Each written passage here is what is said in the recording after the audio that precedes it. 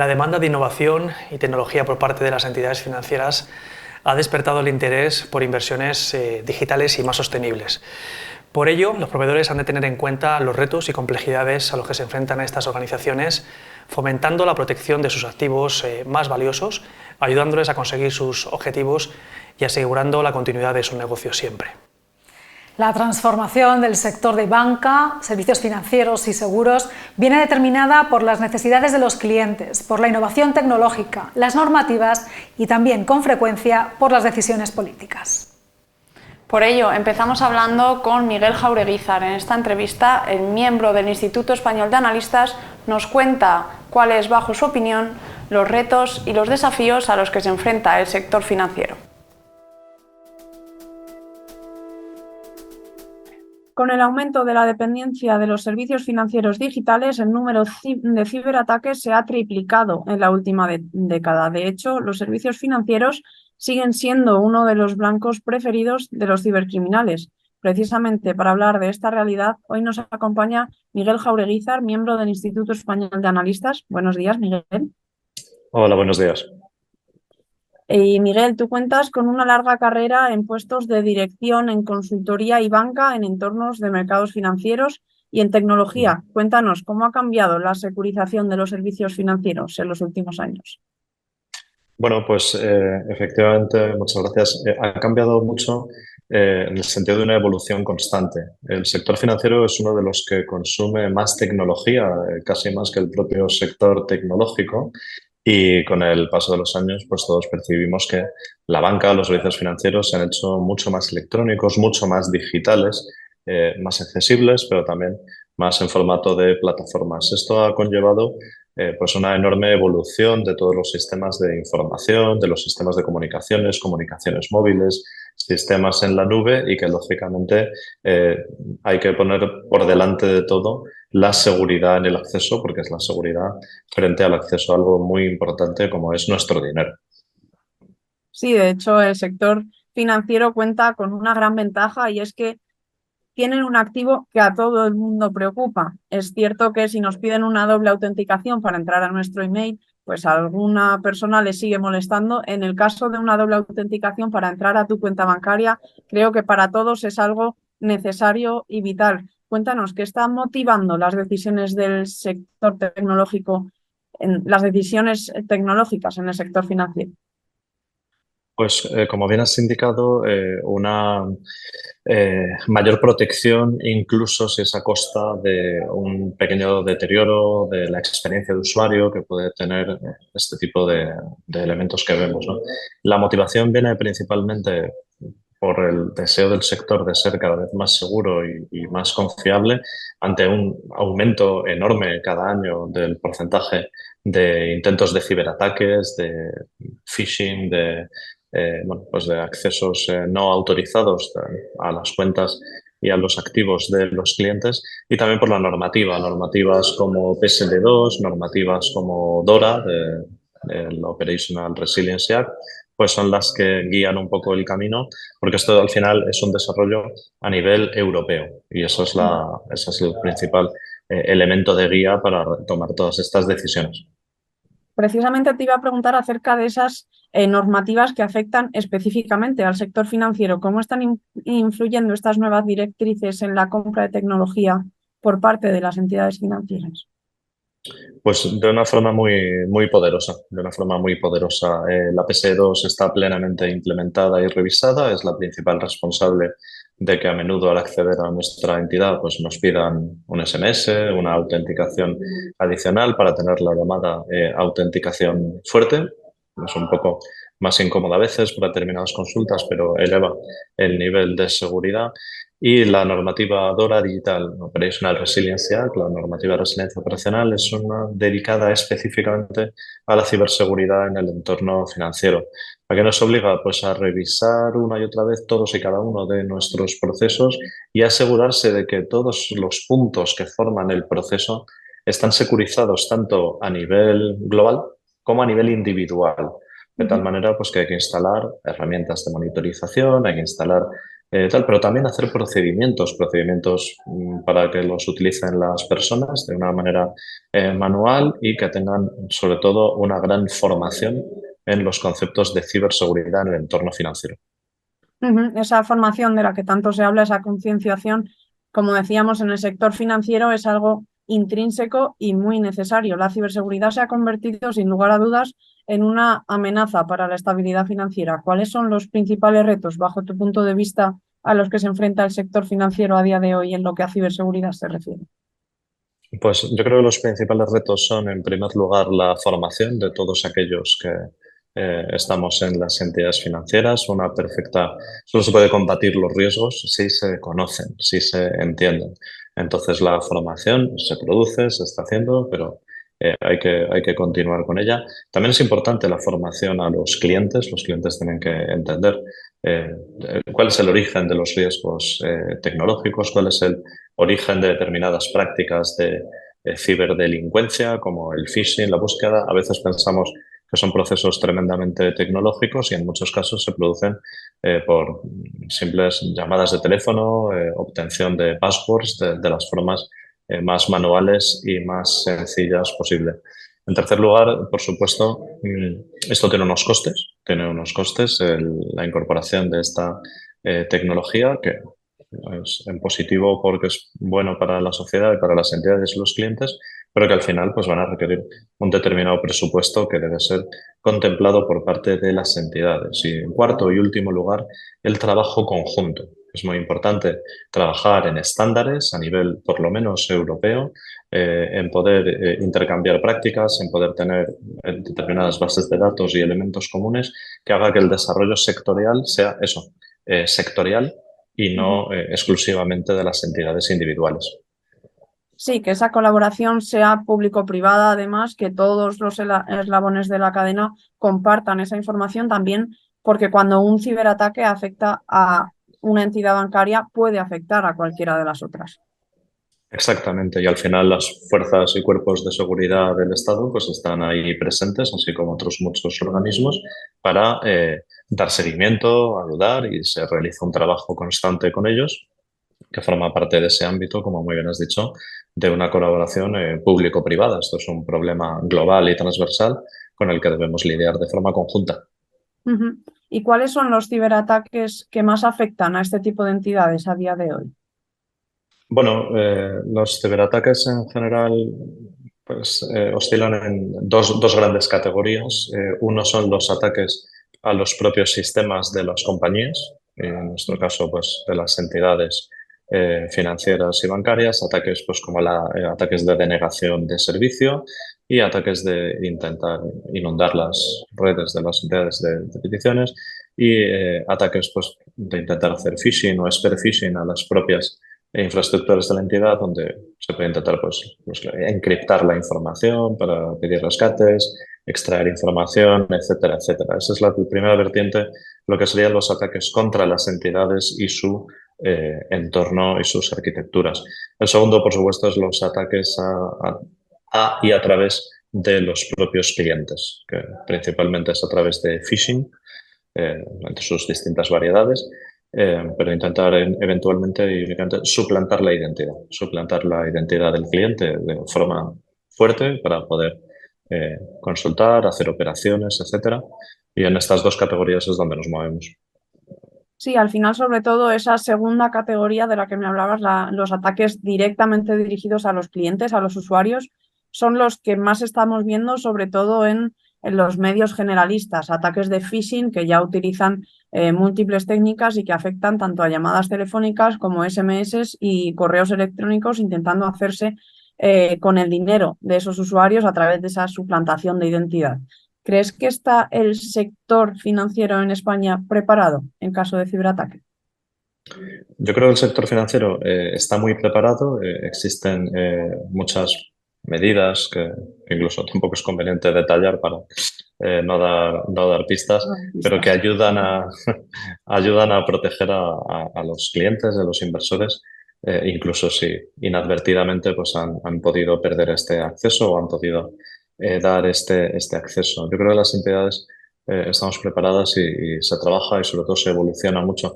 Creo que necesitamos un mayor nivel de concienciación y de educación ciudadana en mensajes que repetimos de manera muy habitual y que necesitamos que calen absolutamente en la población. Por ejemplo, el que nunca se le pedirá un código ni un password a un cliente en una llamada que no haya iniciado él o ella. Si recibe una llamada en la que se le pide cualquier cosa, no contestes. Si recibe un SMS tal, en el que se le pide, o a través de una plataforma de comercio electrónico, de estas de ventas entre particulares, siempre que alguien reciba una petición de clave en una comunicación que no ha iniciado, no debe hacerla. Yo creo que esto es lo que me gustaría, la idea que tenemos que conseguir que cale en la población. Solo se le puede pedir algún tipo de identificación en llamadas que haya iniciado usted, en procesos que haya iniciado usted. Si no lo ha iniciado usted, no se le puede pedir nada. Es muy probablemente un intento de phishing. Si conseguimos que estas ideas vayan calando entre la población, estaremos mucho mejor protegidos. Y precisamente de cara a esa mejor protección, no puedo acabar esta entrevista, Miguel, sin preguntarte por lo que está por venir. Estamos en noviembre, estamos a punto de acabar 2023 y ya todo el mundo mira hacia el futuro, hacia 2024, ese año que está por venir. Cuéntanos, ¿cómo esperas que cambien las cosas o qué te gustaría que ocurriese en 2024? Pues me gustaría que se implementara, que avancemos, y así será, en la implementación de DORA. Me gustaría que avanzáramos en la concienciación de la población, como hemos comentado, y me gustaría que seamos conscientes también de que esta lucha global tiene que involucrar a otros participantes, a los proveedores de telefonía, a las grandes plataformas y marketplaces de comercio electrónico. Tienen que estar involucrados también porque son una puerta de entrada a través de las que muchas veces los clientes sufren este fraude. Yo he visto algunos casos muy recientes, precisamente en plataformas de compraventa de particulares entre peer-to-peer, donde el atacante precisamente obtiene el acceso bancario a través de una de estas plataformas, simulando una transacción legítima, pues consigue que el cliente acepte un cobro en una tarjeta de crédito, como tal, de tal manera que necesitamos también que no sea un trabajo sectorial exclusivo, sino que forme parte también, principalmente, los grandes proveedores de comercio electrónico. Necesitamos una colaboración transsectorial. Muy bien, Miguel, pues me quedo con ese mensaje, esa necesidad de colaboración y de concienciación, porque al final en este sector financiero del que todos formamos parte, que todos seamos conscientes de los riesgos, también puede ayudar y mucho. Muchísimas gracias por tu tiempo y espero verte en otra ocasión. Gracias a vosotros, espero que así sea. La pandemia aceleró la adopción de herramientas digitales y los operadores más tradicionales intensificaron sus esfuerzos de transformación. Este fenómeno de la digitalización se entiende también ahora a través de la lente de la seguridad, la eficiencia operativa y la sostenibilidad. Por eso, para comprender cuáles son esas prioridades de transformación del sector de la banca, los seguros y los servicios financieros, hemos organizado 2 encuentros con responsables de IT de estas entidades. Veamos ahora las conclusiones de estos encuentros.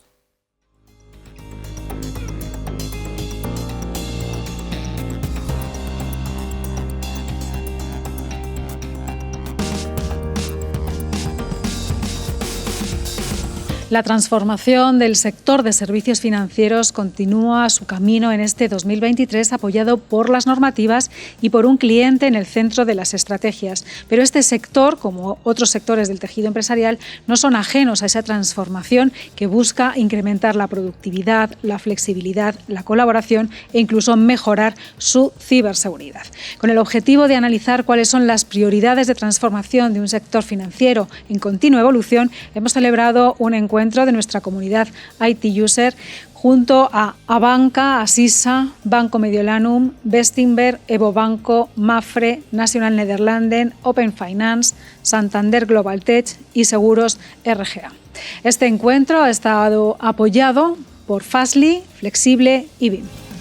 Uno de los principales motores a la hora de innovar en el sector de banca, servicios financieros y seguros es la necesidad de adaptar la tecnología a un negocio que va cambiando de manera acelerada. asegurando al mismo tiempo los niveles de protección y servicio que demandan unos reguladores y unos usuarios cada día más exigentes. Además, no podemos olvidar que en la mayoría de las organizaciones del sector, la tecnología heredada sigue teniendo un peso y un impacto muy significativo en la operativa del negocio. Esto hace necesario replantearse cómo avanzar hacia alternativas más dinámicas y flexibles como la nube. Con todo, los objetivos que se buscan con estos procesos de innovación e integración de tecnologías avanzadas son muy similares en la mayoría de los casos. Incrementar la eficiencia de los procesos internos, mejorar la experiencia de usuario en su relación con los clientes, aumentar la productividad de los profesionales, controlar y, en su caso, reducir los costes operativos y facilitar el cumplimiento de las normativas tanto nacionales como internacionales. Estos objetivos suponen no solo cambios tecnológicos, sino también organizativos, potenciando el acercamiento entre negocio y tecnología, cada día más imprescindible para avanzar en las estrategias empresariales. Asimismo, esta necesidad de innovar también supone un reto por la complejidad de incorporar y retener talento, algo que, como quedó patente en la mesa, presenta cada vez un mayor nivel de dificultad. A nivel de tecnología, Cloud ha ido ganando terreno de forma paulatina a las alternativas on-premise. Si bien nos encontramos en un sector en el que los servicios en modalidad as a service tienen un peso cada vez mayor. Esta orientación presenta la ventaja añadida de que permitirá a las entidades ir adaptándose con mayor facilidad a las sucesivas normativas que vayan entrando en vigor. En cuanto a retos del futuro, además de los mencionados alrededor de la regulación y la integración de talento, estas organizaciones ya están trabajando en la manera de introducir tecnologías disruptivas como la inteligencia artificial, tanto en sus procesos internos como en la operativa de negocio. No obstante, esta adopción debe llevarse a cabo de forma organizada y sin que plantee inconvenientes futuros. Desde Fastly estamos encantados de tener la oportunidad de poder escuchar cómo el sector, tanto de banca como de seguros, sufre y adapta a la evolución de su negocio. Desde el punto de vista de Fastly, creemos que podemos ayudar mucho en todo lo que es la capacidad de securizar y proteger la continuidad del negocio, de todo el tema de la denegación de servicio y en la mejora de la latencia que podemos aportar a todos sus aplicativos, que como ellos son conscientes tienen que evolucionar hacia lo que el mercado está utilizando, que es lo que vemos que más del 50% del tráfico está siendo consumido por APIs y por aplicativos móviles, donde todos los nativos móviles están trabajando y aportando las soluciones. Con lo cual, contentos de entender un poco todas las complejidades que tienen con sus regulaciones y sus soluciones, pero a la vez viendo que van entendiendo que es un poco donde va el mercado y que el consumo al final va a ser la gran mayoría por dispositivos y que ahí podremos ayudarles con toda la capa de seguridad. La jornada de hoy ha sido interesante y lo que pone de relevancia es que para nosotros y para ellos sigue siendo una parte muy importante del aspecto humano. Flexible cubre esa parte del usuario, evita esa fricción del usuario con la propia tecnología y ayuda mucho a los departamentos de TI tanto a gestionar esa fricción con el usuario como a eliminarla, como a automatizar un montón de procesos y tener sobre todo una observabilidad de lo que es la plataforma de dispositivos de sus usuarios en 360 para consumo de toda la organización, no solo de TI. Bueno, queda claro que la llegada de DORA va a ser un game changer súper relevante. Nosotros garantizamos la disponibilidad de los datos y en el caso específico con lo que es el BFSI, permitimos de cumplir con lo que indica el artículo 11. O sea, el garantizar la disponibilidad del dato, el proporcionar todo lo que son los procedimientos para garantizar que el negocio siga funcionando. Y lo hacemos de una forma moderna y segura. Moderna porque de alguna manera permitimos de cuidar de lo que es el legado, el legacy, pero también mirando a lo que es el futuro. Y lo hacemos aplicando la misma seguridad de una forma transparente, de una forma sencilla y también garantizando que la misma tecnología se pueda reaprovechar en los años que vienen.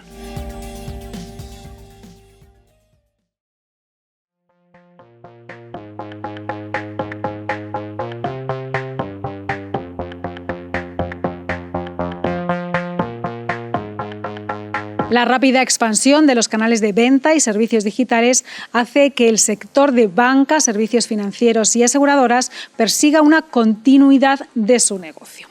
Disponer de infraestructuras de datos globales, reducir la latencia o mantenerse a salvo en caso de ciberataque son garantía de esa disponibilidad del negocio de forma ininterrumpida.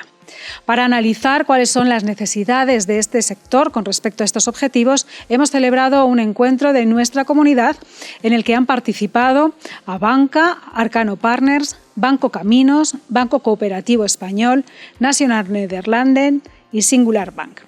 La cita ha estado apoyada por Axians, partner de Cisco, y BeFi. Las compañías del sector financiero se enfrentan a un incremento de las amenazas y a nuevos retos para consolidar la continuidad del negocio. Entre otros, tienen que asegurar el cumplimiento de regulaciones más intensas y extensas que las que se aplican en otras actividades económicas. Por este motivo, la seguridad debe adquirir una relevancia muy superior en estas organizaciones, poniéndose a la altura de los departamentos de tecnología y negocio para definir y ejecutar unas estrategias que incrementen la capacidad para mantener el negocio en marcha. Con frecuencia, los usuarios centrados en asegurar la eficiencia y productividad no siempre son conscientes de los riesgos a los que se expone la organización. Solo un adecuado control de estos riesgos podrá asegurar la operativa diaria. De hecho, la tecnología es solo la punta del iceberg en una estrategia en la que deben integrarse las personas y los planes de concienciación y formación, los procesos y las herramientas de seguridad. Porque, como reconocieron los portavoces presentes en el debate, si una organización solo cuenta con controles tecnológicos, está en una posición muy comprometida. En este sentido, las regulaciones como DORA imponen puntos de control que motivan a las organizaciones no solo a disponer de planes de resiliencia y continuidad, sino a poner a prueba estas estrategias para asegurar que el objetivo perseguido se alcanzará incluso en caso de incidencia. Todo esto refuerza la idea de confianza en las organizaciones, un elemento fundamental en este sector, donde un incidente reputacional puede suponer un problema tan grave como los datos que se ponen en riesgo.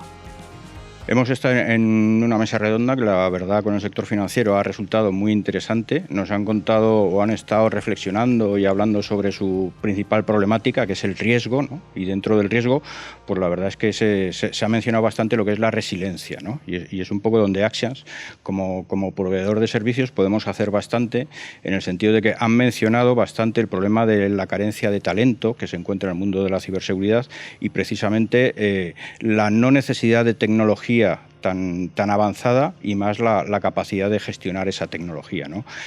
Ahí es donde, digamos, un proveedor que además de ofrecer servicios de ciberseguridad que se queda en una primera capa de detección, de protección, pues es donde entra la resiliencia. Es decir, ¿qué hacemos una vez que me han entrado? Porque sabemos que va a entrar, tenemos un riesgo y ese riesgo lo tenemos cubierto, pero nunca vamos a ser capaces de cubrirlo al 100%. Pues cuando entran en una organización, pues entonces es cuando entra en juego la resiliencia. Y ahí en la resiliencia es donde lo más importante son los servicios, la capacidad de dar respuesta a un incidente lo más rápidamente posible, ¿no? Desde ahí es muy importante que un proveedor además cuente pues, con unas herramientas, en este caso tecnológicas, que sean capaces de dar respuesta al espectro más amplio posible de la tecnología que se encuentre dentro de una organización. Por eso Axians confía bastante en Cisco, porque es un fabricante que tiene un portfolio muy grande y muy enorme, tanto en lo que es el área tecnológica de la tecnología de networking, como en el área de ciberseguridad. A través de este tipo de fabricantes somos capaces de ofrecer una serie de servicios sobre los cuales nos apoyamos y damos una respuesta para que las organizaciones financieras principalmente sean capaces de reponer o de tener planes de contingencia que repongan su negocio lo más rápidamente posible ante un incidente de ciberseguridad. Ha sido una mesa redonda muy productiva, hemos escuchado diversas personas de diversos sectores financieros y bancarios. Hemos tocado varios puntos, ya casi lo resumiría, toda la parte también de seguridad, ¿no? De ciberresiliencia, está la parte de personas, la parte de procesos, la parte de negocio y la parte del dato, ¿no? Sobre todo en el sector financiero el dato es crítico, pero también todos ellos están volcados hacia el cliente y hacia el negocio, y está por otro lado la atención de la seguridad y los procesos, ¿no? Entonces, desde el punto de vista de BeFi, donde sí podemos ayudar a toda la entidad financiera, a todos los bancos, es ayudarles a que se aseguren que la persona que quiere entrar a un servicio bancario es quien dice ser. Justamente en ese punto, lo que llamamos seguridad perimetral, tanto a servicios digitales como accesos a espacios físicos, nosotros colaboramos con los bancos y con las entidades financieras a través de nuestra tecnología. La tecnología, llamamos eso una marca blanca, o sea, la ofrecemos para que las entidades bancarias y financieras la puedan incorporar en sus aplicaciones móviles en cuanto a un servicio a usuario final, de tal forma que una vez que ellos trabajan con nosotros ya pueden trasladarle al usuario final o al empleado que se quita la contraseña. Al quitarse la contraseña es una cosa tremendamente engorrosa para el usuario, pero desde el punto de vista del banco ya no hay una base de datos central en la cual me pueden atacar y me pueden robar credenciales. Es decir, que cortamos, digamos, al 100% el ataque de algún criminal, cibercriminal, a través del robo de credenciales y password. Otro punto importante, que ya hay muchas entidades que están usando la biometría centralizada, que tienen almacenadas pues, diferentes patrones, tanto tu cara como tu huella, que es mucho más preciso porque yo comparo tu cara con la información que tengo en una base de datos, pero también los criminales están atacando estas bases de datos y en el momento que roben un patrón biométrico no solamente es un daño para la institución, sino es un daño irreparable a la propia persona porque han robado tu cara, han robado tu huella y de esta forma con BeFi todo eso está asegurado, la privacidad de la persona está asegurada porque todo lo que hacemos a nivel de identificación es fuera de una base de datos central, lo hacemos a través del dispositivo móvil, a través de la biometría local del dispositivo móvil del usuario, con lo cual protegemos la privacidad del usuario y le damos al banco la seguridad de no ser atacado.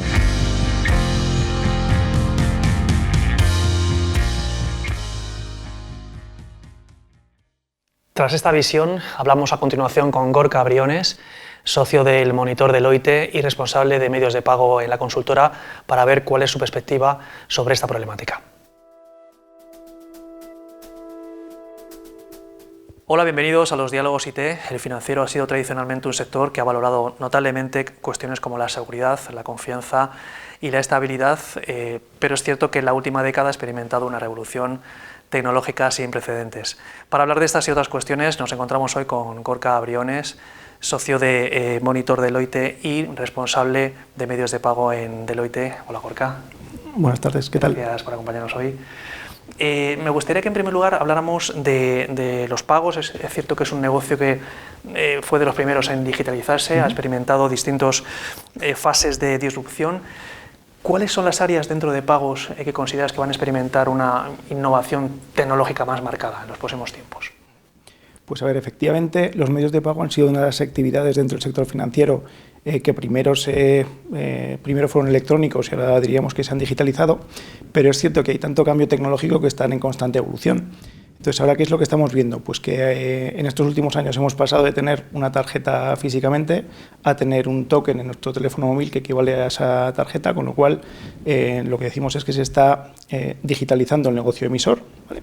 Pero por otro lado, con ese móvil también pagas en puntos de venta físicos, con lo cual también estamos cambiando toda la tecnología que hay en ese punto de venta físico y además con esa misma aplicación estamos pagando también cuando compramos en comercio electrónico, con lo cual también estamos transformando o digitalizando el comercio electrónico o el e-commerce.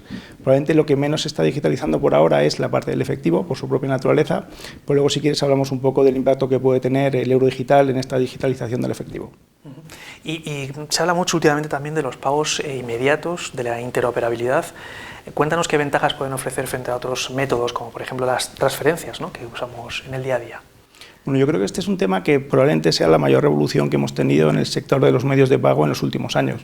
O sea, si pensamos no hace mucho, hace 10 años, teníamos básicamente 3 medios de pago. Teníamos el efectivo para las transacciones entre personas o transacciones de bajo importe, teníamos las transferencias o los adeudos para pagar la luz, pagar el agua, todos los pagos domiciliados recurrentes, y teníamos las tarjetas, que era lo que utilizamos para hacer pagos en tienda, ¿vale? Ahora tenemos una cosa distinta, que son los pagos cuenta a cuenta inmediatos. Probablemente todos somos usuarios de Bizum. Con Bizum yo te puedo hacer una transferencia de 10 euros y tú la recibes en el momento en tu cuenta corriente, ¿vale? Esa misma tecnología se va a desplegar para que podamos hacer pagos tanto en comercio electrónico, donde ya en la gran mayoría de los comercios electrónicos de España se puede realizar, como en el punto de venta físico. Con lo cual, donde antes teníamos eminentemente las tarjetas para hacer estos pagos, ahora vamos a tener las tarjetas y los pagos cuenta a cuenta instantáneos, con lo cual esto supone una gran revolución. ¿Dónde tenemos el reto? Pues el reto lo tenemos en que las tarjetas, cuando se concibieron específicamente para que cuando una persona viajaba a otro país pudiera utilizar sus medios de pago en ese otro país, y de hecho los esquemas de tarjetas comenzaron siendo eso, siendo acuerdos entre los bancos de los distintos países para poder cobrar a personas que venían a hacer turismo. Y ahora tenemos el reto de que estos pagos cuenta a cuenta, los equivalentes a Bizum en todos los países, no son interoperables. Yo, si me voy a Francia o me voy a Portugal, no puedo pagar con Bizum. Entonces, ¿cuál es el paso que les queda a estos nuevos esquemas de pago? Que los turistas que vienen a España, que son una parte importante de nuestro PIB, puedan pagar con su sistema nacional de cuenta a cuenta, y que los españoles, cuando vamos fuera, podamos pagar con Bizum en otros países. Esto es lo que se llama interoperabilidad. Cuando exista una interoperabilidad elevada a nivel europeo, pues digamos que los ciudadanos en Europa podemos plantearnos cuando vamos fuera si pagamos con nuestras tarjetas, como hemos hecho hasta ahora, o pagamos con un medio de pago alternativo, que serían los pagos cuenta a cuenta. Eso es lo que a esto nos referimos por interoperabilidad. Mencionabas el efectivo. ¿Qué va a ser el efectivo? Pues es una gran pregunta, porque digamos que aquí hay dos visiones distintas. Por un lado, hay una serie de políticas que están destinadas a que dejemos de usar efectivo. Por ejemplo, se han ido imponiendo límites a la cantidad que puedes pagar con efectivo, que se van bajando paulatinamente, pero por otro lado tenemos una resistencia como sociedad a dejar el efectivo, porque de alguna forma tiene un componente de confidencialidad, de anonimato, que la gente de alguna forma demanda. Oye, hay pequeños pagos de cosas donde no quieres que quede ningún registro en ningún sitio, ¿no? Con lo cual tenemos estas dos fuerzas. Por un lado, irnos a medios de pago electrónicos que son mucho más eficientes, y por otro lado, mantener ciertas características del efectivo. Lo que sí venimos observando es una caída, un declive, digamos, permanente del efectivo año tras año. Es cierto que el COVID supuso un salto en esta caída bastante importante. También es cierto que después del COVID ha crecido el uso del efectivo, pero como tendencia a largo plazo lo que vemos es que no vemos ningún escenario en el cual el efectivo crezca, sino que al final llegará un momento en que el uso del efectivo llegue a ser probablemente marginal, aunque queramos seguir manteniéndolo, pues porque al final depende del envejecimiento de la población. Hay población que siempre va a estar apegada al efectivo. Cuando el 100% de la población sean nativos digitales, pues seguramente lo veamos distinto. Mencionabas el euro digital. Cuéntanos un poco en qué momento se encuentra y qué beneficios puede aportar frente a otros métodos de pago tradicionales.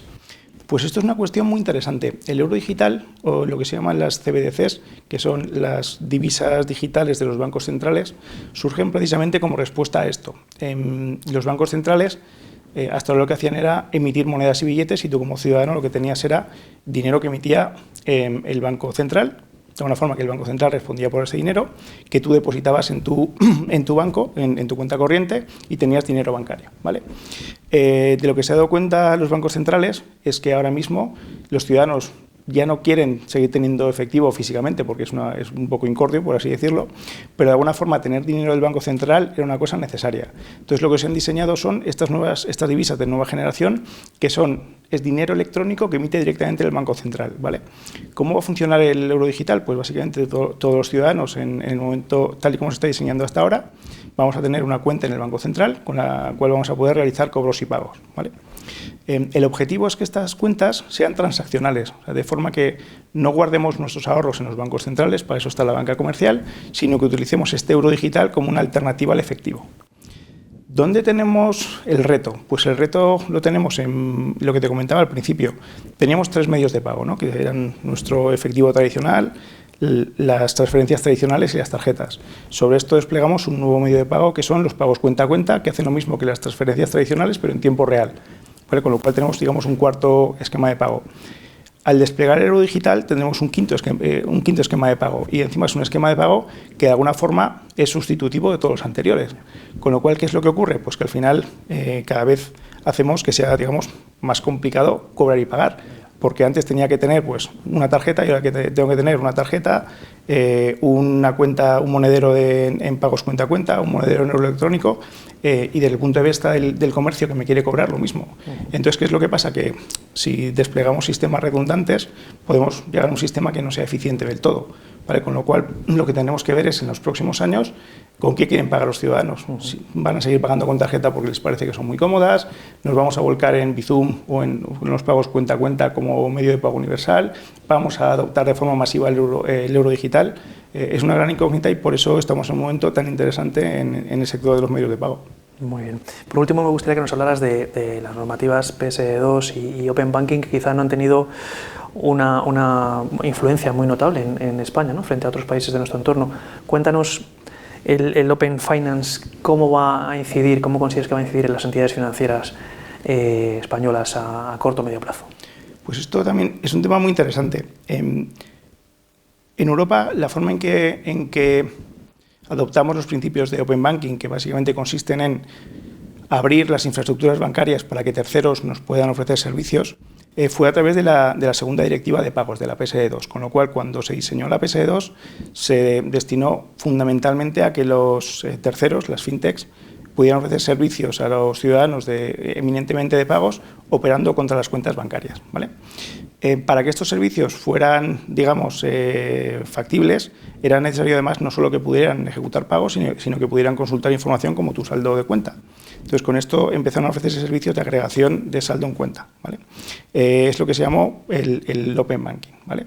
Pero ¿qué es lo que pasa? Que al final tú como ciudadano, el saldo en la cuenta no es lo único que te interesa saber el saldo de tu hipoteca, cómo van tus fondos de inversión, cómo van tu seguro de ahorro, con lo cual, claro, al final como ciudadano necesitas tener una serie de información financiera que igual te gusta que te la presenten de una forma agregada con un user experience muy amable, ¿vale? Eso es lo que llamamos Open Finance. Entonces, en la revisión de la directiva PSD2, que será la famosa PSD3, y FIDA, que es una nueva directiva que se está diseñando, básicamente lo que van a hacer es permitir que los terceros, que esos nuevos entrantes eminentemente tecnológicos, puedan acceder no solo a tu información de pagos o tu información de cuenta corriente, sino a toda la información financiera. Entonces, esto estamos todavía en las fases iniciales, pero probablemente sea un cambio bastante grande en cómo concebimos los servicios financieros. Muy bien, Gorka, ha sido un placer. Muchas gracias por tus comentarios. Y gracias, por supuesto, a nuestra audiencia. Nos vemos en el próximo Diálogo IT. A continuación charlamos con Daniel Rodríguez, director general de Red Trust, que nos da su perspectiva sobre el nivel de ciberprotección de las entidades financieras en España y la propuesta del fabricante con respecto a la securización de las identidades digitales. Hola, bienvenidos a los Diálogos IT. El sector financiero es sin duda una de las dianas favoritas de los cibercriminales. Suplantación de identidades, phishing, ransomware son solo algunas de las principales ciberamenazas a las que se enfrentan habitualmente y por ello desde hace tiempo han afrontado estrategias de ciberprotección ambiciosas al respecto. De estas y otras cuestiones hablamos hoy con Daniel Rodríguez, director general de Red Trust. Hola Daniel, gracias por acompañarnos. Muchas gracias a vosotros. En primer lugar, si te parece, cuéntanos cuál es tu visión sobre el grado de ciberprotección de las entidades financieras hoy día en España. Pues es curioso, ¿no? Porque en el sector financiero siempre, pues depende de a quién le preguntes en el mundo de IT, ¿no? Te va a contestar una cosa u otra, ¿no? La verdad es que siempre van a dos velocidades diferentes, ¿no? Lo que es el negocio en sí, ¿no? El negocio propio, digamos que se mueve lentamente, ¿no? En cuanto a renovación tecnológica se refiere. En cambio, en ciberseguridad están siempre a la última, ¿no? Siempre están buscando nuevas soluciones, encontrando además nuevas amenazas. Son los primeros normalmente en detectar, ¿no? Esas nuevas amenazas que hay en lo salvaje, ¿no? In the wild, ¿no? Con lo cual, la verdad es que están muy avanzados, ¿no? Prueba de ello es que, bueno, buena parte de nuestros clientes son precisamente bancos. Es el segundo sector con más clientes que tenemos ahora mismo. ¿Y cuáles son las principales ciberamenazas que están afrontando hoy día desde vuestra perspectiva? Pues, a ver, aparte de los clásicos, ¿no? que has nombrado, ¿no? Esas amenazas persistentes, ¿no? que les llaman amenazas avanzadas persistentes, ¿no? APT. Eso es una de las mayores amenazas a las que se enfrenta el sector bancario y sobre todo el sector finanzas, ¿no? En general, no solamente bancos en sí, sino fondos de inversión, etcétera, etcétera. desde nuestro lado, ¿no? Al final la amenaza más recurrente, ¿no? Es ese robo de identidad, ¿no? Tanto por parte como víctima, como el empleado de la propia entidad bancaria, como el cliente de la propia entidad bancaria también, ¿no? Entonces es el banco en concreto, la entidad financiera, ya no solamente se tiene que centrar en protegerse a sí misma y a sus empleados, sino también la identidad de sus clientes, ¿no? Con lo cual, adoptar medidas de identidad seguras, ¿no? y como se llaman, fuertes, ¿no? Es primordial para ellos, ¿no? Por eso, desde nuestro punto de vista o desde de nuestro lado, lo que les aportamos es esa seguridad, ¿no? en el manejo de las identidades digitales. Lo apuntabas, ¿cómo consideras que se debe afrontar el reto, ¿no? de asegurar la identidad digital, como comentabas, no solo de los empleados, sino de las entidades financieras en sí mismas? Correcto.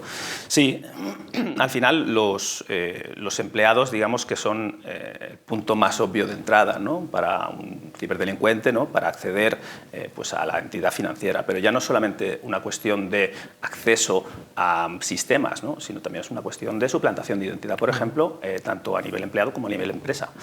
Que una empresa, alguien pueda firmar algo en nombre de esa empresa, pues es un reto, es una amenaza muy grande, ¿no? Al principio en España, hace unos años cuando empezamos nosotros con el producto, las entidades, ya no solamente financieras, sino todas las entidades españolas, ¿no? Tenían la obligatoriedad, y siguen teniendo, de tener ese certificado digital para identificarse frente a la administración pública, ¿no? Este certificado digital al final representaba a la empresa. Antes era un único certificado para toda la empresa, ¿no? que lo manejaban pues como buenamente podían, y era un certificado con el que podías hacer cualquier cosa. Al final era la firma de la empresa, ¿no? Con lo cual había mucho riesgo de esa suplantación de identidad de la empresa misma. ¿Y cómo consideras que están los CXOs españoles de concienciados a la hora de incluir ya en sus estrategias ciber, que como decíamos están bastante avanzadas al respecto, estas herramientas de protección de identidades digitales? Pues precisamente por el hecho de estar en España y ser un mercado que en ese sentido está muy avanzado, pues están bastante concienciados. Cada vez se ve más. Nosotros ya no tenemos que ir a explicarles, ¿no? Cuál es nuestra idea de gestión de la identidad digital, sino que vienen ellos a nosotros, ¿no? Ya directamente con la idea preconcebida y decir, oye, sí, necesito esto porque sé que aquí tengo un problema, ¿no? En cuanto a la gestión de identidades digitales, con lo cual creo que tenemos una ventaja competitiva bastante grande con respecto a otros países, ¿no? El ecosistema de ciberseguridad en España siempre ha sido muy bueno y en ese sentido creo que no tenemos nada de lo que acomplejarnos. Muy bien. Por último, cuéntanos cuál es la propuesta, resumidamente, de Red Trust al respecto y qué novedades vais a presentar el año que viene, ¿no? Ya pensando para el año que viene. Muy bien. Pues, como más o menos he ido diciendo así mediante pinceladas, ¿no? Nuestra propuesta de gestión de identidades digitales se basa en el certificado digital, ¿no? Tanto para la empresa como para el propio empleado, ¿no? ¿Qué quiere decir la gestión del certificado digital? Pues al final una creación de políticas con la que poder denegar o permitir el uso de ese certificado, esa transparencia sobre todo, que la mayor propuesta de valor en realidad es esa, ¿no? El no ir en detrimento de la usabilidad, ¿no? Ir siempre de la mano, ¿no? De la usabilidad. La seguridad y la usabilidad normalmente se pegan, ¿no? Cuando quieres más de una cosa tienes menos de la otra, ¿no? En este caso hemos intentado siempre que eso no sea así, ¿no? Y facilitarles la vida tanto a administradores de sistemas como a los propios usuarios que no tengan que cambiar su día a día. Con lo cual, esas son un poco las piedras angulares, ¿no? Que el administrador tenga la visibilidad total de qué está sucediendo, qué se está haciendo con los certificados digitales, así en genérico, de su empresa, y el usuario final que tenga la seguridad y la tranquilidad de que no puede, por un error suyo, extraviar ese certificado, que es lo que sucedía antes, ¿no? En cuanto a novedades que podemos tener, pues bueno, queremos centrarnos mucho en esa expansión internacional que estamos teniendo actualmente en la empresa, y para eso hay diferentes casos de usos en otros mercados, ¿no? Como pueden ser otros más centrados en la firma digital, ¿no? En la firma electrónica, no tanto en la autenticación, ¿no? De la identidad, con la identidad digital, sino en esa firma PDFs, firma macros, nos piden pues, de todo tipo, ¿no?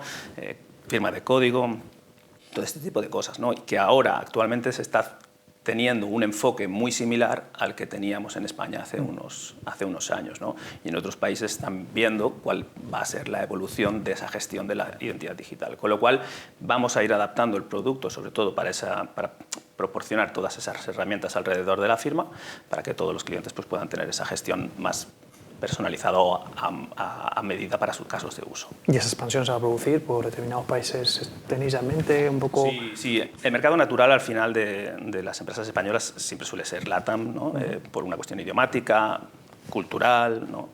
Con lo cual sí, es por donde estamos empezando, con muy buenos resultados de momento, porque nos estamos encontrando que un poco la problemática con la que se encuentran las empresas allí es la misma con la que nos estamos encontrando aquí. En cambio, ¿no? En otros países en Europa, pues, digamos que los caminos están siendo un poco diferentes, pero ahora con la nueva ley EIDAS y demás que están evolucionando, es posible que nos volvamos a encontrar, ¿no? Y que podamos también tener esa visibilidad y esa expansión también a nivel europeo, estadounidense, quién sabe. Muy bien. Daniel, muchas gracias. Muchas gracias a vosotros. Por acompañarnos. Y por supuesto, gracias a nuestra audiencia. Nos vemos en el próximo Diálogo IT. El mundo de las finanzas, la banca y los seguros han sido sectores que siempre han valorado la seguridad, la estabilidad y la confianza. Sin embargo, en la última década, con la transformación digital, han sufrido muchos cambios. Analizamos todos ellos en el próximo debate. Como hemos visto durante el programa, el sector financiero se enfrenta a una transformación digital que se ha convertido en obligatoria. Para hablar de los retos, los desafíos y los cambios que está sufriendo este sector financiero de banca y seguros, nos acompañan hoy Raúl Benito, Territory Account Manager de Bitdefender. Buenos días, Raúl. Buenos días. También tenemos con nosotros a Jaime Rubio, Director de Servicios Profesionales de MicroStrategy. Hola, buenos días. Y por último, pero no por ello menos importante, a José Alfonso Gil, Service Sales Director para el sur de Europa de Vertiv. Buenos días. Muchas gracias a los tres por acompañarnos hoy y la primera pregunta es casi obligatoria. La era de la innovación en la que se encuentra la industria de la banca y seguros necesita de una infraestructura acorde. Lo primero, ¿qué cambios estáis viendo vosotros en los últimos años? José Alfonso, empiezo por ti. Bueno, está claro que el mundo de la informática ha revolucionado todo en las últimas décadas y cada día va más deprisa. Lo vemos en nuestras empresas y lo vemos a nuestro alrededor. Y por supuesto el sistema bancario es parte de ese cambio, está inmerso en ese cambio. Sabemos que las empresas, todas, incluidas las bancarias, están yendo hacia el cloud. Esa palabra del cloudificando, que es casi más difícil decirla que... entonces están yendo hacia ese cloud híbrido normalmente, por supuesto siempre intentando, cumpliendo por supuesto con todas las necesidades de seguridad, con todas las normas de las que seguro que vamos a hablar después, y eso está llevando a una atracción muy importante, que seguro que lo comentaremos, de empresas de hyperscale y de colocation que vienen para dar esos servicios a nuestras empresas y a los bancos, que son grandes clientes suyos. Entonces, eso está produciendo un cambio brutal alrededor del sector financiero y está trayendo además nuevas aplicaciones, nuevas formas de tratar al cliente, nuevas formas de relacionarse con el cliente. Por supuesto, está haciendo nacer nuevas empresas que ya son totalmente virtuales. ¿Vale? Seguro que iremos comentando todo esto. Ahí tengo yo una pregunta para el futuro y es, ¿qué va a pasar con las oficinas bancarias? Es decir, todos hemos visto, los que tenemos más edad al menos, tú ya eres más joven y no lo recordarás tanto, pero las oficinas bancarias eran como los hongos en las oficinas, en el campo, pero ellos en nuestras diferentes ciudades, estaban en todas partes, eran los bares y las oficinas bancarias. Se han reducido por toda esta informática que ha llegado y por la concentración del sistema bancario. Y han nacido empresas capaces de dar servicios solamente a través de Internet. Ya no tienen oficinas. ¿Qué va a pasar mañana? ¿Qué será dentro de 10 años con todo lo que vamos a comentar de la inteligencia artificial y todo eso? ¿Van a desaparecer totalmente?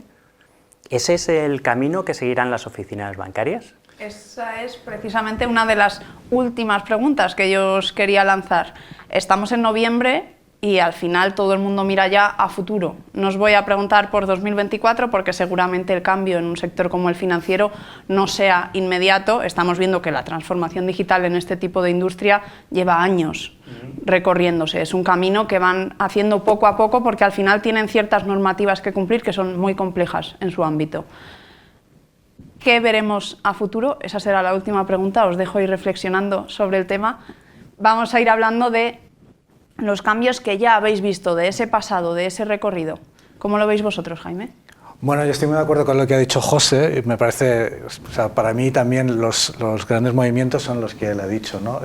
Hay una parte, la plataforma bancaria o la infraestructura bancaria, que es cada una de las entidades va haciendo su plan de cómo va yendo al cloud en sus aplicaciones. No todas van a ir al cloud, hay algunas que seguirán en on-premise, y por eso hay que hacer un plan de cómo irse moviendo, y nosotros como proveedores, cada uno tiene su offering, y por supuesto los hiperescalares están ahí como alternativa.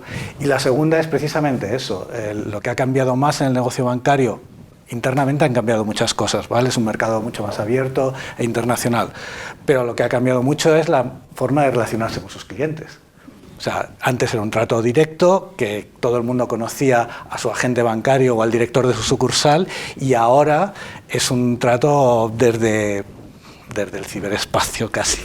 Completamente impersonal, prácticamente. Y ahí es la otra parte en la que se lleva trabajando mucho tiempo, el uso masivo de los datos y de la analítica de datos para conocer qué es tu cliente cuando no lo tienes delante, cuando solo conoces sus datos demográficos, su balance bancario, su historial, y cómo de eso hacer una estrategia comercial.